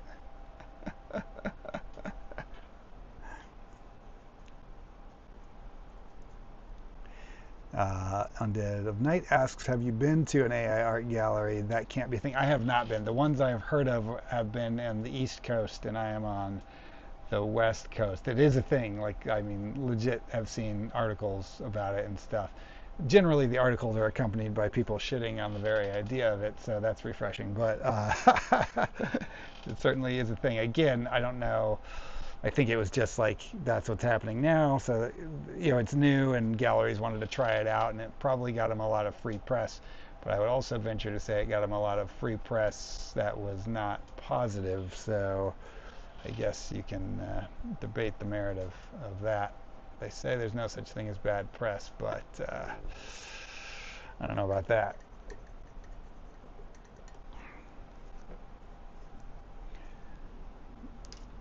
It is 9 o'clock already. We have been going for over 2 hours. But I figure I got another 10-15 minutes in me before this canvas is saturated. I'm just going until the canvas is too wet to work on any other part. So, which I'm almost at that stage, because I mean, you guys can pretty much see anything that has color on it is wet paint.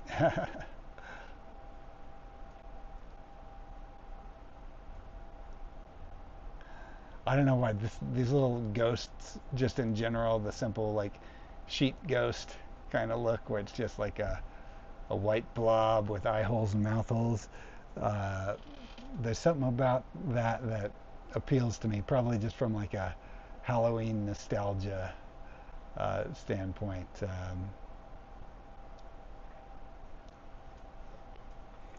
These guys are obviously going to need to be worked on a lot more and developed, but you know, I'll make sure they have a nice bright glow at the end. Right now it's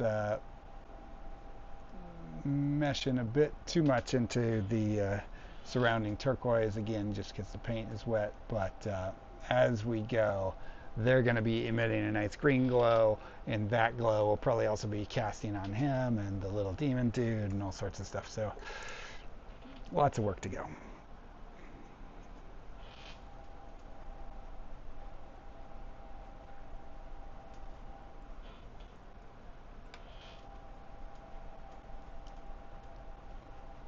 Well, I certainly appreciate you guys hanging out and watching while I paint. It's always fun to do the old art autopsy thing, especially when people are watching. Keeps me on my toes.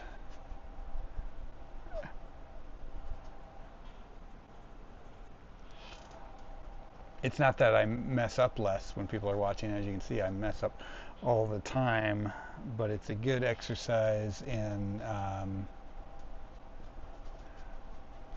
trying to cover mistakes quickly when people are watching.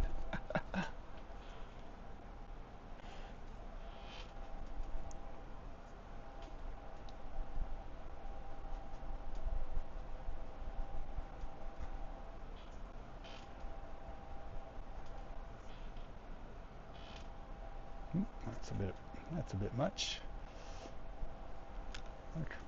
Wipe that out a bit. Speaking of mistakes,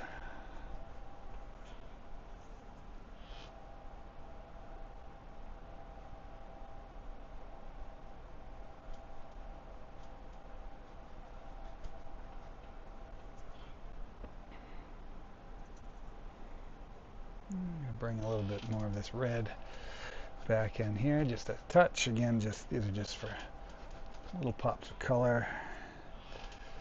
A lot of times when I do this, again, just working out background stuff, and I'm just throwing in these little pops of color. I don't even know what those colors are going to be yet, so more so I'm just using them to shape the painting, but I will figure that out as I go. That squirrel painting behind me is a great example.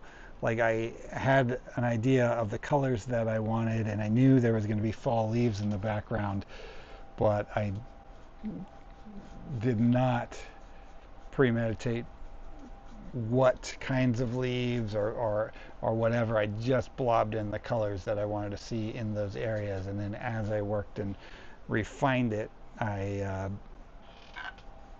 figured out, what those how those colors would turn into actual leaf shapes and other plant shapes and stuff. Just keeping it loose.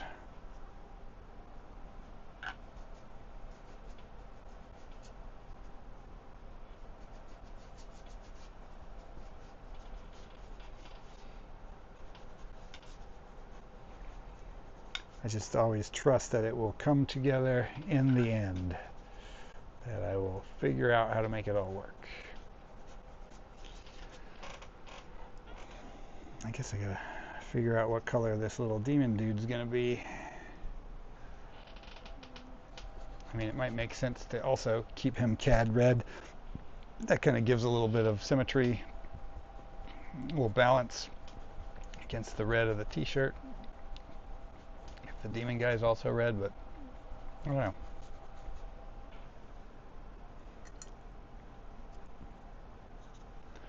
Not sure yet.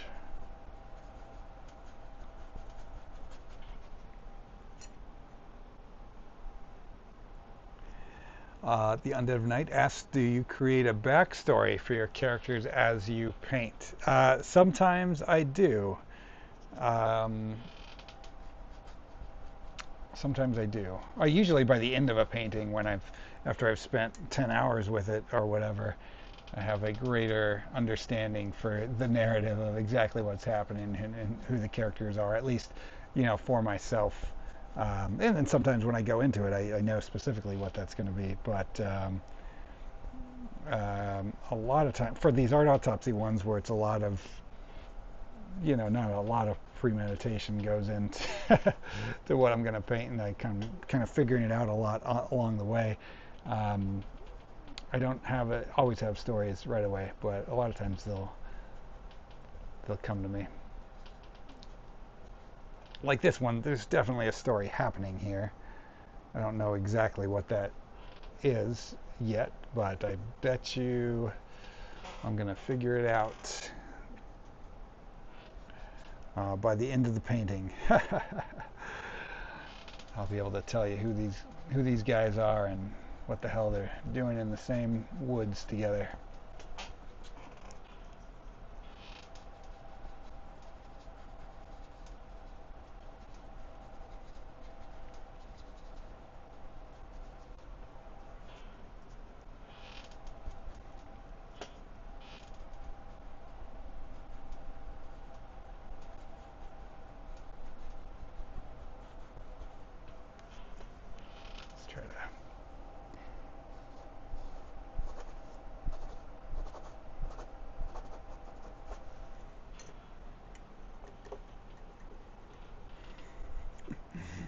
These ghosts are definitely feeling like the most random thing in here thus far, but they're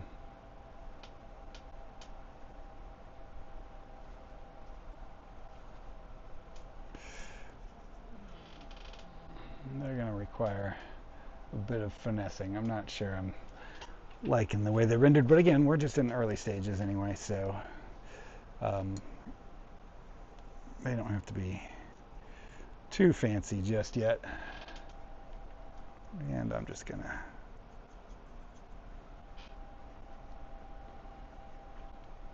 wash in some little bit of red over the top of him just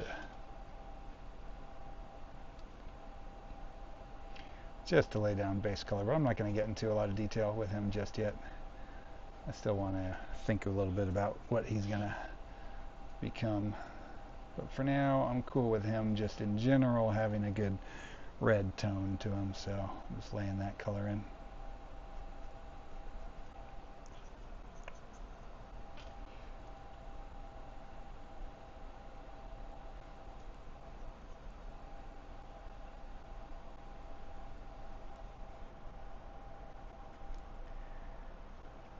Okay, now I'm going to work out the detail on the tire and stuff in a separate session, but I do want to figure out where this back leg's going. It's going to be on the back pedal, which is opposite here, so just to get the shape in. I'm not going detail with it, but I just want to make sure I indicate that he's actually has a back leg.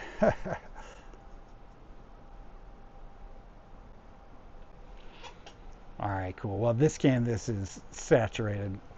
I think we're going to call it a night on this guy for right now, and I will return to him in a day or two once all this paint is dry and ready for more paint. So Jennifer says maybe the ghosts made more sense when they were coming out of the guy's knee. Yeah, could be. I'm determined to make them work. I'll find a way to make those ghosts work. But yeah, anyway, we're going to call it a night for tonight. I thank you guys so much for watching. I appreciate you so much. I'll be back here again 2 weeks from tonight, and I will see you guys then. So have a wonderful night, and don't forget to send me pictures of your art if you want to share it at clintcarneycreates@gmail.com. All right, guys, we'll see you next time.